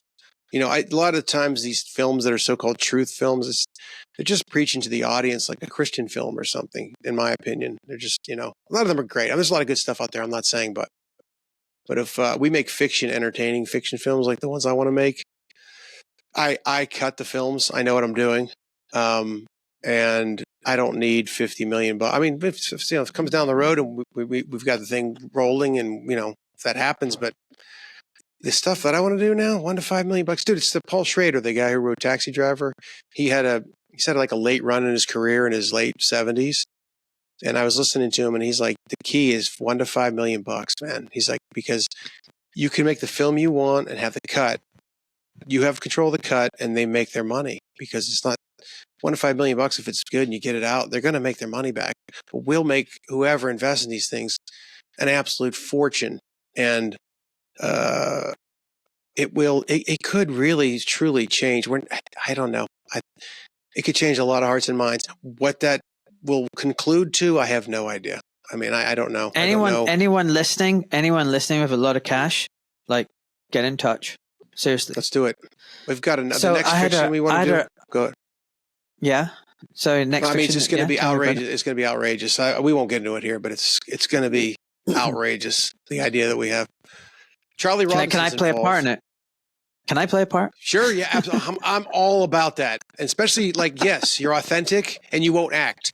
You'll just show up and do your thing. You will take your consciousness, your knowledge, your experience in the world as a human being, and you'll inhabit the character that we give you. You won't act. See, the snag is they all act. That's the thing. You don't act. That's the key. But anyways, what were you saying? I would definitely, anybody authentic looking that I know that I like that is authentic, I want them in the film for sure. I'm not just saying that either. So, sorry, I keep appreciate going on. that. No. So I had a Rockefeller subscribe to my Substack. And I was like, really? Is this a real Rockefeller? And I wrote to them saying, are you a real Rockefeller? And they're like, yeah, I'm a real Rockefeller. Their grandfather's like, the Rockefeller. Their father's David Rockefeller. I'm like, holy frack. And I was like, yeah, I think you made a mistake. Like you've signed up for the basic plan, $5 a month. Like, are you sure there was not going to be several zeros after that? Like, because you can set your own rate. And I was like, man, with all your money, you told me you love my podcast and everything. And it's just like, you've signed up for the basic plan, not even the founding members plan where you can set it like $100 or $200 a year. I was like, man, you goddamn tight people. But yeah, we need someone like that to say, right, here's $1 million, Drew. Go produce your amazing stuff. Maybe I should write to them. Do you think I should write to them? Should I email them? I think I'll email them. What do you got? What else are you going to do? Say no. Right. What have we got to lose? Do you want me to copy you in, by the way? I'll copy you in. Sure. That's hilarious. Just for giggles. Just for giggles. Let's just see send him a link to Jones Plantation. Send him a link to Jones Plantation. That's what I'm saying. I'll do Jones Plantation and Barnum's World. I'll copy you in, right? I've got your email address. And I'll say, listen, any chance you can fund this, or do you know any of wealthy, donors as well that might be interested in this? Let's see. Right. Deal. We're going to do that. I would say investors, any investors that want to actually make a film that, see, that's the thing. How do you pitch that? Because you want them to make their money, but then you don't want to like sully it just saying the only reason why they would do it is money. But you also don't want to be like, hey, can we get a donor? I mean, maybe you do. I don't know. You're probably better at this stuff than me. You know what I mean? Like you want them to feel and invest, but then you don't want to like take the whole, like, we're doing something here that has meaning. It's not just about the money, but you have to include the money. I've got an idea in my head. I'll see share the snag there though that I'm talking about? Yeah. But I've got a workaround. I'll speak to you about that later. I've got an idea. I've told you this. I think you're a rubbish businessman, but you're an absolute amazing freedom fighter and artist. I'm not bad at business. I'm not that bad. I'm all right. I can do some business. I can hustle and bustle some business. It's hard for your own work. Don't you think it's hard for your own work? Or maybe I am bad. I don't know. Maybe you're right. Maybe I suck. Dude, I love you. I just love you so much. But listen, back to the legal system, and then I'm going to let you go. Have you heard of Kirk Moore? So that doctor, that plastic surgeon who's amazing, legend, saline shots. What the funny thing is, I don't think the system worked though. I don't think the judicial system worked at all. There's no justice, because I think the reason they dismissed the case was they were worried what was going to come out in discovery. They were worried what Kirk's lawyers were going to present and show the bad batteries, the dangers of the mRNA, the lack of informed consent, the coercion, the mandates. And I think all of that in the public arena would have painted once and for all the fact that these mRNA jabs are not safe and effective. The whole narrative would have collapsed, and the billion-dollar industry that they're all betting on would have fallen. So they've basically gone, hey, listen, what do we do? Do we go after this small fish and sacrifice the mRNA industry, or do we just let him go and keep the shots pumping and injecting billions of people? And they've decided, let's just drop it. And what to me that shows is how corrupt the justice system is. Because if it really was about justice, the case would have gone ahead. But they've just dismissed it. I don't believe for a second they're doing this out of the goodness of their own heart. What do you think?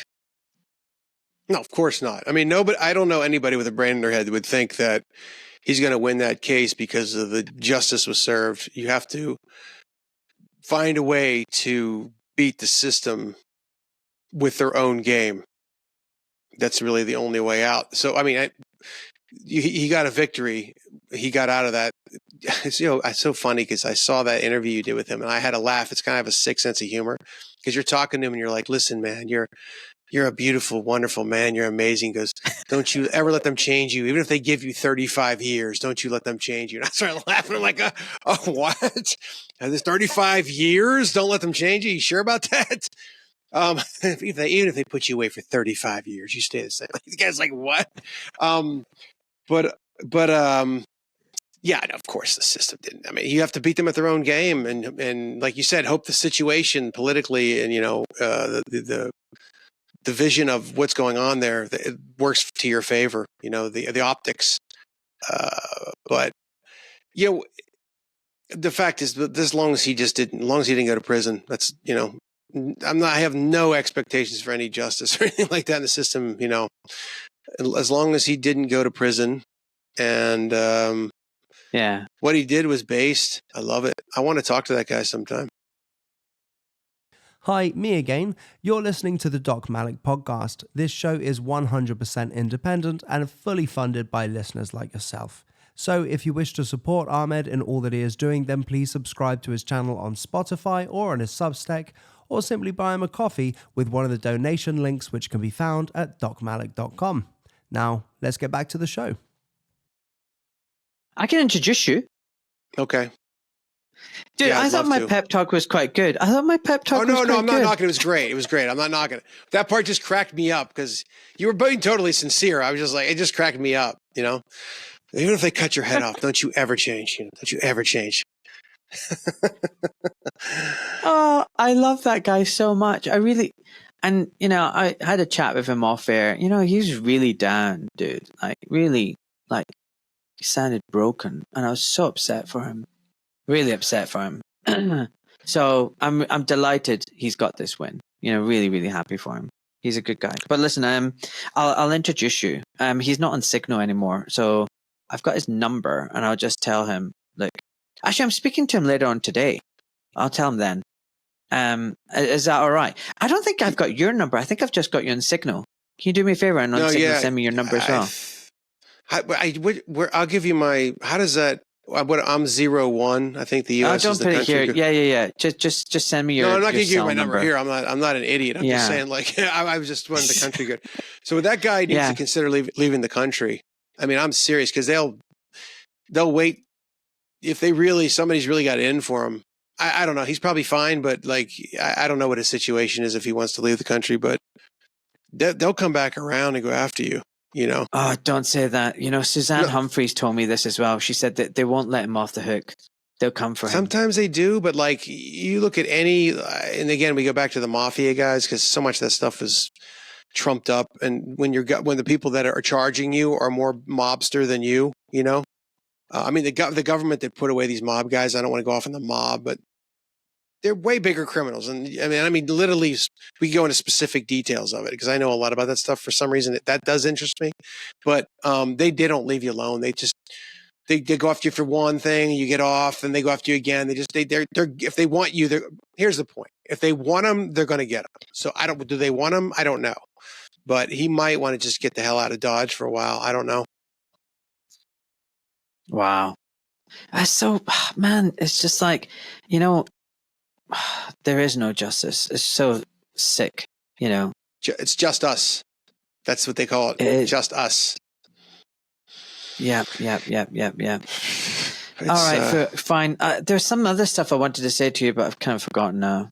What was it? Anyway, I'm here. I don't know. I'm here, baby. What do you need? I don't know what it was. I was more ranting about Trump and the government and the evil shit show that we're seeing. But you're right.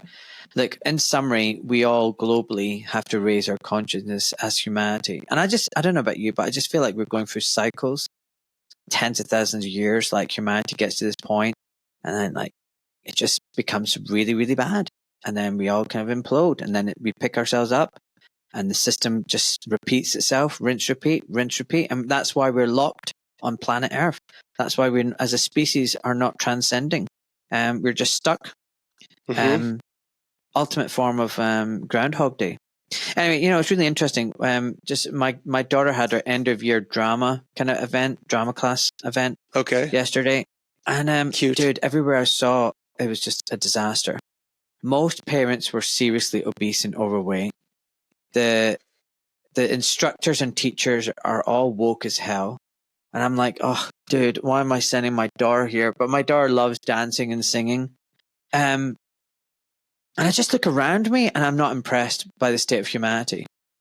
People are incompetent. The mic people, the audio people couldn't do their job.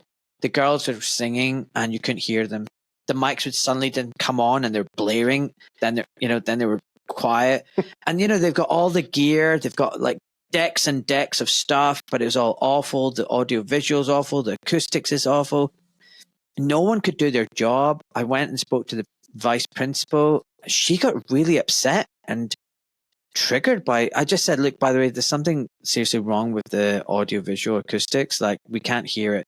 All the parents are wondering what's going on. We just wonder, can you fix the audio? And she went, well, it's the children, they're not projecting their voices enough because they're nervous. I went, don't put it on the children. The children are doing a great job. The mics literally are not working. They've got these headsets and there's nothing happening. Dude, she got triggered. And she just went, well, drop me an email and just walked off. I was like, what's happened to people now? What's happened to society? We're all unhealthy. We're all overweight. We're all sick. No one can do their job anymore. Everyone's inefficient and lazy. And I just feel like the system that the evil people have created is actually going to be, in some respects, their downfall. If you watch Idiocracy, the movie, it's like that. Right now they might appear to have the power, but in 20, 30 years, there won't be any, because you know what? Things aren't going to work. No one's going to know how to do anything. Everything's going to be so inefficient and broken. It's imploding. And it's the evil people who created this system. So they're going to eat from this fruit, from this rotten tree, and ultimately it will harm them as well. And I think maybe that's how the system breaks. It just falls in on itself because it's so fundamentally rotten. Does that make sense? Am I making any sense? What I'm trying to say is, in some respects, we don't even need to do anything. Just give it long enough, the system will correct itself, because everything's just going to fall apart. We need to create our own. What am I doing, Mike? We need to create our own. We need to start, they're trying to do that with Lieberland. I'm not sure if you're familiar with that, but the problem that they're going to have is they have a land mass. That's the problem. We need to create our own thing somehow. But it's so funny you say that, because I had the exact same experience at my daughter's school, because they do this every time. I haven't said anything because I'm just like, whatever, but they come in, they have their performance in the front, and they have two speakers in the front facing us and nothing behind us. Nobody can hear a damn thing they're saying. It's happened like 3 or 4 of these. She's not going to the school anyway next year, but it's the same thing. It's like, you've got 4 speakers up front and nobody can hear you. Why don't you just run an extension and have 2 speakers behind us, and then we can all hear you? How does this not, right? You were talking about this. Yeah, the comedies here, though, the wars. Who's going to fight their wars here in the States? First of all, they've hate the white man who fights all their wars for them, and not only that, it's specific. They hate poor Southern white men. So they have literally wrecked their number one recruitment area. That's the Appalachia and the Ozarks and down south. These guys are the fighting men. Generations. They're like, we're not joining that military ever again. They won't join. They can't get white men to join the military. That's one thing. This is the thing about Trump. They're starting to join again a little bit because of Trump. Because Trump came in. Okay, we're back. When there was these floods in North Carolina and Appalachia, they literally gave those people. These people are out on their ass. They wouldn't let them. They're trying to help each other, and they were trying to stop them from helping each other because they want to have a monopoly on that too, right? And this goes on. But these people, they literally in the same day, they gave them $700 a piece. They were laughing and announced they just gave Ukraine $80 million, or one of those countries something, or I'm not sorry, 80 billion. Sorry, something insane on the same day they announced it, and it's just like, they had some guy on from down there, and he's like, we no longer think of this government. Like these are our enemy, you know, we are occupied. Like, I'm like, yes, you got it. You're right. But they literally on the same day they announced $700 for these people. They announced this Ukraine thing and they were all like smiling and laughing, you know, and it's almost like they've always been hostile, but now they're like blatantly hostile, like they're doing it openly now. And I don't understand why, but like you said, they're shooting themselves in the foot. But I mean, the thing is, we talked about this in Barnum World. He's like, there's pornography, that they've poisoned the food, the air, the water, the skies, nonstop porn, pharmaceuticals. He's like, people are wrecked. But I say the same thing. If you wreck the population, they say that now they're basically every empire, once it conquers the world, it comes back and conquers their own people. And I think that's kind of what's happening here and where you're at. And we're all kind of the same empire. I don't know. Is it, how much of it is who's running it all? Is it aliens? Let's get into it. Is it aliens behind all this? Because it just can't be. We in Legal Man talk about this, we talk about stuff all the time, but like, if it's just human beings behind this, I'll be shocked. You know what I mean? It's so evil and so, I'll be shocked. I mean, it could be. There's something very strange going on. So can I tell you something? I had a conversation with I think it was what's his name? Tom Rentz, this lawyer. He's like AI has been in charge since the 80s. I'm like, what? I'm sure it was him that told me this. Maybe it was someone else. But he was like, like someone was saying that, AI has been in charge for a lot longer than we think. And it's that's the force behind it. I'm like, really? I don't know. Then I speak to someone else, Richard Jeffs, and he's like, China's behind everything. China's taking over the world. They've infiltrated the West. I'm like, really? I'm like, China? And then it's just like, and then you got here Catherine Austin Fitz, and she goes, it's interdimensional bodies or whatever. And you're like, what? There you go. And it's like, there you go. And it's like, there you go. It's like, it's too much. It's too much. I wish I knew, but it's like, you've got AI, you got China, you got interdimensional bodies. It's like, who's doing this shit? You forgot to mention another really important player there. You forgot to mention another very important player. Who? Who do you think? Our bestest friends in the Middle. Our bestest friends in the Middle East. Oh, Israel. Yeah. Our greatest ally. Our greatest ally. Yeah, the Judeo-Christian. That's a hilarious one there. The Judeo-Christian values. It's like you have a religion where your Lord and Savior is Jesus Christ, and they killed him, and they've psyoped you into calling it Judeo-Christian values. It's the funniest thing to me. It cracks me up, dude. If you ever want to go down a rabbit hole, look into. It cracks me up. Go ahead. Look into dispensationalism Christianity. Look into that. That's what this is with all these Christians here that are supporting Israel. It's called dispensationalism. It's a type of Christian. I don't know what you know about that. Go in a rabbit hole on that. Who funded that? What's behind that? It's very interesting. Okay, is that like the Schofield Bible and all that kind of stuff? Yes. The Schofield Bible, exactly. It's first of all, it's batshit crazy. Batshit crazy. I mean, what they believe. So summarize it for people who don't know. I'm not qualified.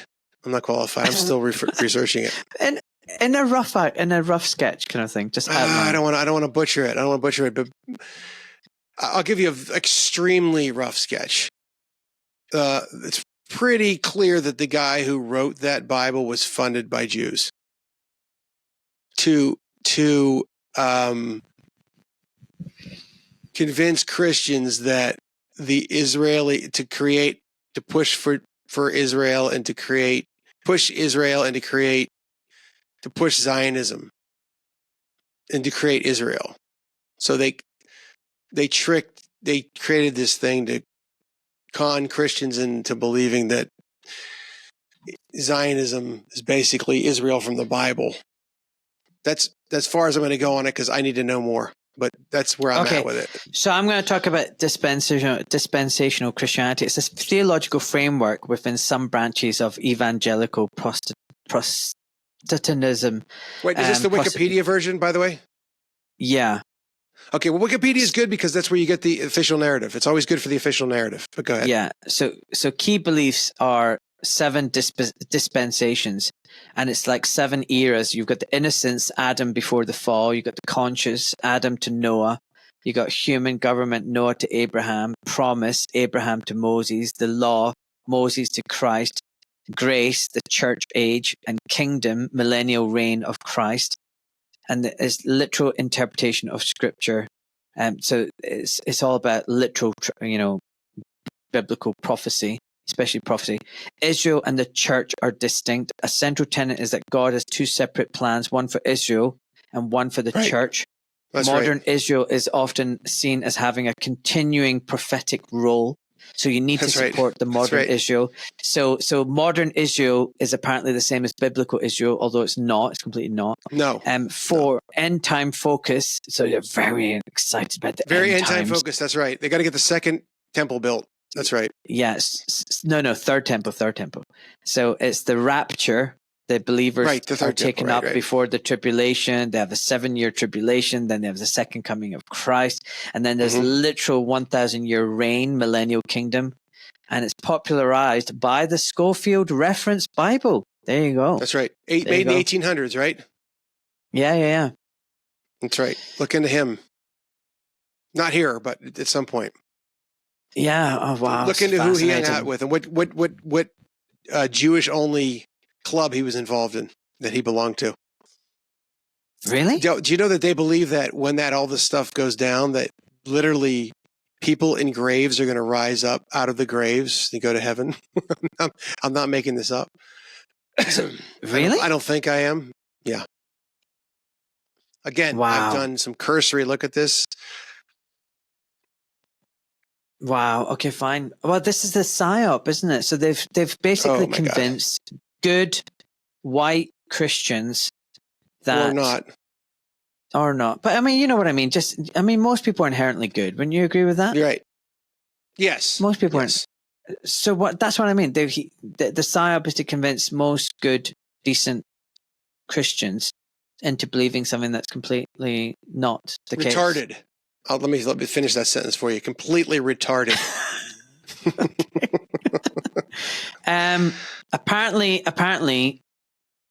Apparently, there's some questionable things. He abandoned his first wife and children. He had fraudulent business dealings, and he had misleading claims about academic credentials, calling himself a doctor without a doctorate. And he had alleged connections to early Zionist financiers and political agendas. Oh, no. You're kidding me. That's Wikipedia, by the way. Accused of distorting Christian theology, undermining the teachings of Christ, and promoting escapist beliefs through his rapture doctrine. Despite these controversies, Schofield has had a massive impact on American Christianity. He's helped make dispensationalism the dominant theology amongst U.S. evangelicals. Oh, Lord, big group. Yes, see, you seeing it now? It's a big group over here. Big group. That's scary, dude. So basically, white American Christians have been hijacked. That's right. Oh, Lord. Check. So Can you hear me? Before him, there was no, Christian Zionism, basically. No, it didn't. Can you hear me right now? Because now I see it. Yeah, this was all created by Zionists when they wanted to get Christians behind their program. So that's why on X you have all these people with the little purple cross and then the Star of David. There you go. There's a couple pastors out there that are real big. There was one tonight in the MMA.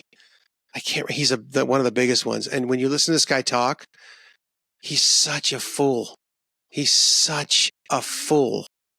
God, it's like Pastor Chris Locke or something. I can't. Dude, but can I be honest with you? Like most people, I'm just so disappointed by. Like Bernie Sanders was on Joe Rogan recently, and like listening to him talk, I was like, oh my God. Like I can't believe at one point I thought you're like cool. Like He wasn't eloquent. He wasn't articulate, and he's basically a socialist. He's basically a Marxist. It's like he's a millionaire Marxist. He's a socialist with 3 houses, by the way. So a socialist with 3 houses. This is what I mean. He's a millionaire Marxist. He's a con man. He's a con man. That's all he is. He's a con man. They're all con men. That's just what they are. They're con men. Their racket. They don't want to work. Their racket is the con, the government con. There's a great interview, by the way. I can't remember the guy's name, so I won't even bring it up. Where he's interviewing Bernie Sanders and asking him if taxation is voluntary, because technically taxation is supposed to be voluntary here. Did you know that? No, I didn't. And he backs him into a corner, but I can't remember the guy's name. It's Jan something. I'm getting sidetracked in something. I don't even remember what the guy's name is. No, but this is a very valid point about voluntary. The thing is, like, going back to government, like I don't consent to being governed. Like I don't consent to taxation. And I don't have a choice. This is a one-way contract. Like normally you have a contract, you're in an agreement, and it's implied, explicit, it's written down, it's verbal, or whatever, There is no contract. I don't have a contract with the government. I have no contract to be governed the way they do it. And it's unfair. The power dynamics are totally with them and against us. And that should be corrected. Well, the other thing is that they'll tell you, well, you have a contract when you vote, or you have the option to vote. But here's the problem, dummy. A contract's only valid if I can opt out of the contract. Not to mention the fact that what you're talking about when you say vote is an implied contract. The problem with that is the contract of my government. First of all, the original government, when they actually had a little bit of freedom here, was from like whenever they won the war, to 1789. Then they brought in the Constitution, which was a complete scam. That's a whole nother conversation. But that happened how many hundreds of years ago? Contracts can't get passed down like that without your consent. You can't just have a contract with some guys I never met 200 years ago, or 100, whatever it was, 250 years ago, put a contract together. And now I'm bound to the contract. There's nothing like that in the world. It's insane. It's silly. It's ridiculous. And it's a scam. I mean, it's nothing more than a criminal racket. That's all it is. People could wrap their heads around that. We might be able to come up with solutions. There'll be all kinds of different. See, the original country was going to be the Articles of Confederation. You'd have 13 separate states, and so each state was going to have their own. They were basically their own countries, and it was like a loose confederation, very decentralized. And then every state would have their own government, and so each government would be like an experiment in government, so we could come up with the best kind of system. That's what we need to go back. We need to go back. I almost said a Barnum statement. We need to. That's what we need moving forward. We need to figure out what we're going to do next. This is like we're still using rotary phones. You know what I'm saying? We're still using the typewriter. Like you're contracting out your security and you're contracting out your healthcare and all these things. We need to come up with a better way. And so they say, well, what's your solution? I always say, now you're thinking. Let's it. We need to start thinking like, hey, what's the solution? Because this isn't working. And it's not working for us. It's never going to work for us because it's not designed for us. It's an organized crime racket. That's all it is. It's nothing more than that. People need to wrap their head around that. The roads, they always go back to the roads as if like somehow the magical roads could never be built if we didn't have, a gigantic murder machine. It's taking, the average American works 6 months a year for the government. We could never have a freaking road. We couldn't lay some tar down. In fact, by the way, people build the roads now. They just don't. The government is the middleman who comes in and take, it's totally unnecessary. So, that people need to start thinking like that.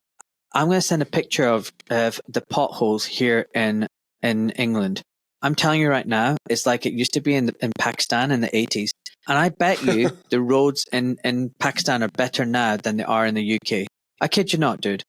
Look, I'm sending you now on Signal. You can have a look. Sent a picture of me by accident. I mean, It's a problem. We have a problem in the UK. So you're right. When they say the government, we need the government to make the roads. No, we don't. We don't need the government for jack. Like the government should literally waste money. Yeah. The government should literally be defense of the nation, and that's it. What do you think?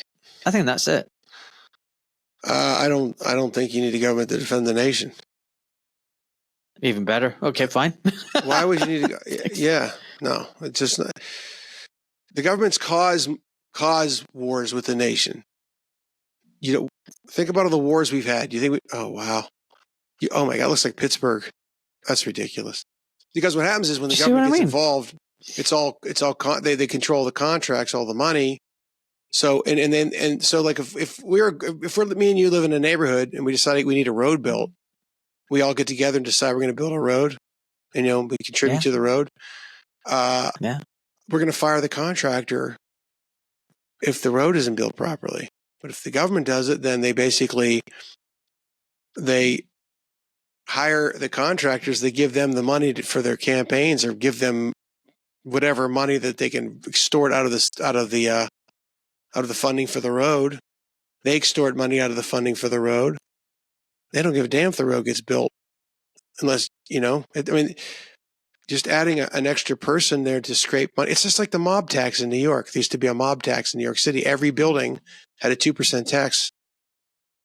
You had to pay the mob. They had to hire their unions, and if you didn't do what they wanted to do, they just call a strike. You had to hire a bunch of people that didn't work. They called them no show jobs. You just got a job, you get paid, and you didn't show up. I mean, it's the same kind of thing. There's just a million ways to Sunday to steal the money that's supposed to go towards the project that you're building. Uh-oh. What the fuck is going on? Troubleshoot.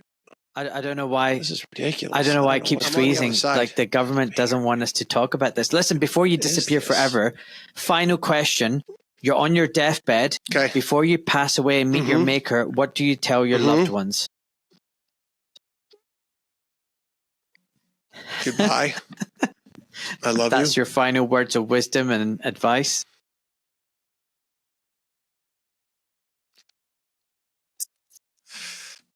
Well, that would definitely be like on the top, one of the top 2 or 3 things I would say to him for sure. Goodbye. Was that the worst answer you've ever gotten? No, I think that's quite sweet. But I should have said in the question, like, what words of wisdom and advice would you give everyone? Okay, words of wisdom and advice would I give them? God, I don't know. I've probably already given it to them at that point. I don't know. I just tell them I love them. That's nice. So I don't have anything more exciting, but God, you caught me on the spot. This is one of these things that I need to think about it for a day, What would I tell them?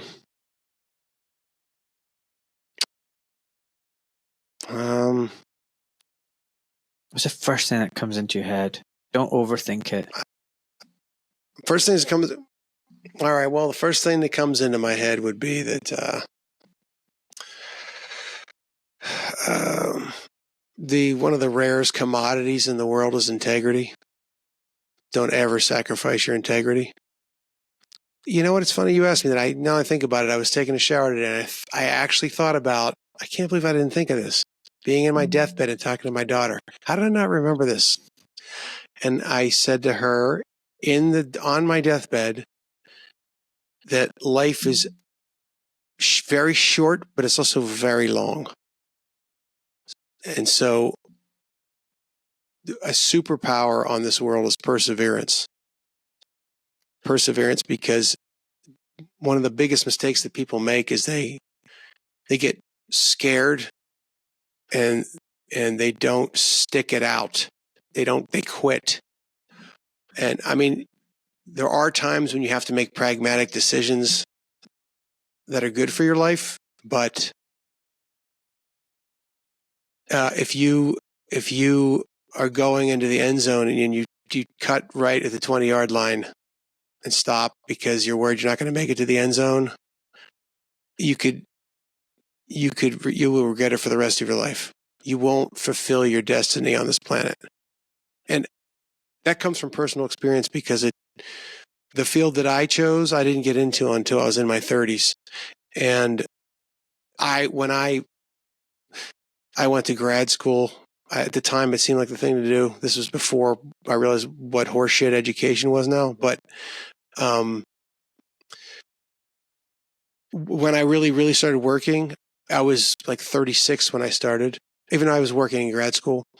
And I said to myself at that point, you're going to, because in your career, every 10 years or so, you have to like make, you know, this, you have to make that leap. It's at one point in the cliff. You've got to go up to the next point in the cliff. You're not ready for the next point in the cliff, but it's time to jump to the next point in the cliff. And you've got to make that leap. And I said, dude, you're going to make your first leap that most people would make when they're 30, when you're in your late 40s. Like, remember that. Yeah, I'm listening. Are you there? Okay. And sure enough, I was working for this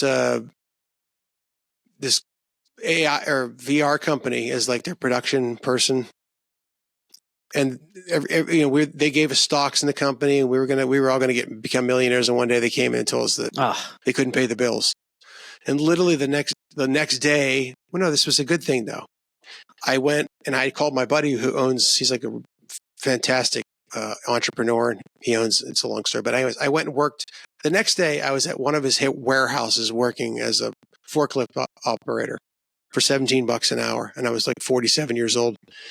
And I was in just a state, like, I really thought like I had failed. Like I failed at this. And it was like 3 to 6 months of severe depression, but like, just, I didn't at any time think, okay, I'm going to figure out how to succeed, but I had to go, I got to deal with this like failure. Like this, I failed at what I thought was going to be this filmmaker. And, I don't know, something reminded me 6 months in, I go, dude, wait, you told yourself you're going to be 10 years in, you're going to have to make a decision in your career. And then I was like, well, wait a minute. If I want to do this for, God willing, 30 more years, this is just like a blip in the butt of my career. This is nothing. Those 3 years are just going to be, I'm not even hardly remember them. You know, it's just going to be a little blip in my career. And that was when I was like, I made the decision, because what had happened at the other job was I was counting on somebody else to come through for me. Like, this guy's got this company. He's going to get me rich with his, his thing. And I said, all right, for now on, I'm going to do the kind of work that I want to do. And I'm not, and I also realized in that 6 months that, hey, I can work in a warehouse. I can pay the bills. I had my daughter on the weekends. We had probably the best time we ever had together, because she was at that age. We would play every weekend. It was so much fun. And I said, I don't care. I had a 400 square foot apartment. I don't care. I'm good. So I was like, I'm just going to do what I want to do. And I'm going to do the career that I set out to do. Okay. Because I wasn't doing that. And I swear to God, like within a week, I got a call from an old client, and I got a gig. It paid me like 10 grand. I bought a bunch of equipment. I drugged Doug Mize down, who played the assistant director in Jones Plantation in Mexico, for that conference by hook and crook. And at that conference is where I met Larkin Rose, and where the idea for Jones Plantation came. And here we are today. And so I never compromised my integrity, and I never quit. So I never got nervous and cut right. And that can look different for everybody. You know, it could be you're somebody that maybe gets married to the wrong person because you don't think you're going to find the right person, or you take the wrong job. You know, if you're a ship in your life as you're going across the ocean and you need to get from point A to point B, and along the way, if you compromise your integrity a little bit, just a quarter of a degree, you add that up over 15, 20 years. Now you're all the way over on the other side of the world, and you're stuck, right? So you have to have integrity. Your integrity will lead your decisions, and never quit, I guess, is the best way I could put that. All right. Okay. I'm going to tell you the truth. You started off like with the worst answer that I've ever heard, like out of 350 podcasts, but you ended up with one of the best answers. So well done, you. All right. So you were lying to me. You're like, oh no, it's a good answer, I guess. Yeah, that's a good answer. You love them. I'm telling you the truth now. I knew you were lying to me. Dude, listen, let's wrap up now. Listen, I just want to tell you something. I really love you. Okay. I mean that. I love you so much. Like, you're such a good human being. You're so smart, intelligent, philosophical. You do have a solid core of integrity. And do you know what? Forget all these podcasts and chatting to you and getting on my podcast. Just having you on the other end of the phone and being able to talk to you, I just want to call you a friend. I feel blessed that I know you. Really do. You're amazing. I'm going to help you get your next movie up and going. I'm going to manifest it. It's going to happen, mate. I'm telling you right now. And just when I'm doing this amazing finishing, his internet dropped and he disappeared. Again, we've had major tech issues, everyone. So I'm sorry that the podcast feels quite disjointed. But I don't know if Drew will be able to come back online. But he is amazing. And what I would say is, please, can you check out his movie, Barnum's World? Please don't ask me for the link. You know where it is. It's in the show notes. You can find it there in the show notes, in the Substack. It's on YouTube. It's free and it is brilliant. You know, so one of these evenings, ditch the Netflix and the Amazon and watch Barnum's World. And if you like Barnum's World, then please watch Jones Plantation. Jones Plantation is fantastic. I don't know. I can't remember exactly how much it costs right now. I paid for it like over a year ago. But it's not very much. It's not very much. And it's brilliant. Again, a wonderful movie. Really fantastic. Some of the lines in there are just incredible. So please, if you can, watch both of these movies and support Drew. Because he's brilliant. He's a gifted director and filmmaker, and hopefully he will make many more movies. So Drew, I don't know if you can hear me. I was just, while you were off air, I was just telling people to watch Barnum's World and Jones Plantation and support you. And I'll be putting all the links in the show notes. They need to check your work out. And like I said, Drew, I'm going to manifest that you're going to be making not just the next movie, but many more movies to come. Because, God damn it, the world needs it. And this medium, what you create, cuts through all the garbage and propaganda. I mean, the reason why these bad people have invested so much money in Hollywood and movies is because it is so effective in controlling the perception of humankind. So what you do is literally firing back with their same weapons. It's so important. But you're on the side of good and light, and they're on the side of darkness and evil and maybe aliens and maybe interdimensional beings. I don't know. We don't know. But yeah. All right, brother. I love you, man. Thank you for having me on. Absolute pleasure.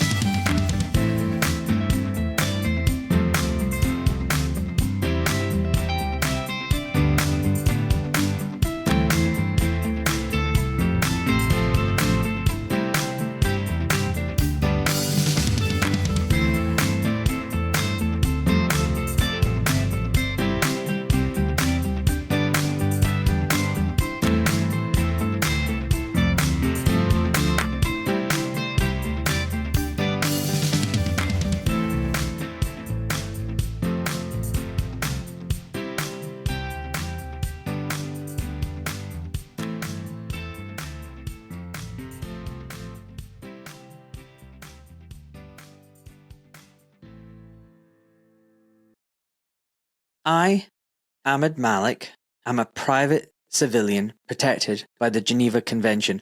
My Substack, social media posts, and podcasts are my personal experiences, observations, and opinions. This information is for educational purposes only Although I am a doctor, I am not your doctor, and I am not providing medical or legal advice to you or to the wider public. I am not licensed or registered with the GMC or any other licensing board. The responsibility for the interpretation, due diligence, and use of the information from my Substack and my podcast lies with you, the viewer and or listener. Please do your research and use your discernment. It is not my intention to harass, intimidate, offend, defame, conspire, blackmail, coerce, or cause anxiety, alarm, or distress to any man or woman, and the information presented here is done so with peaceful and honourable intentions. Enjoy, folks.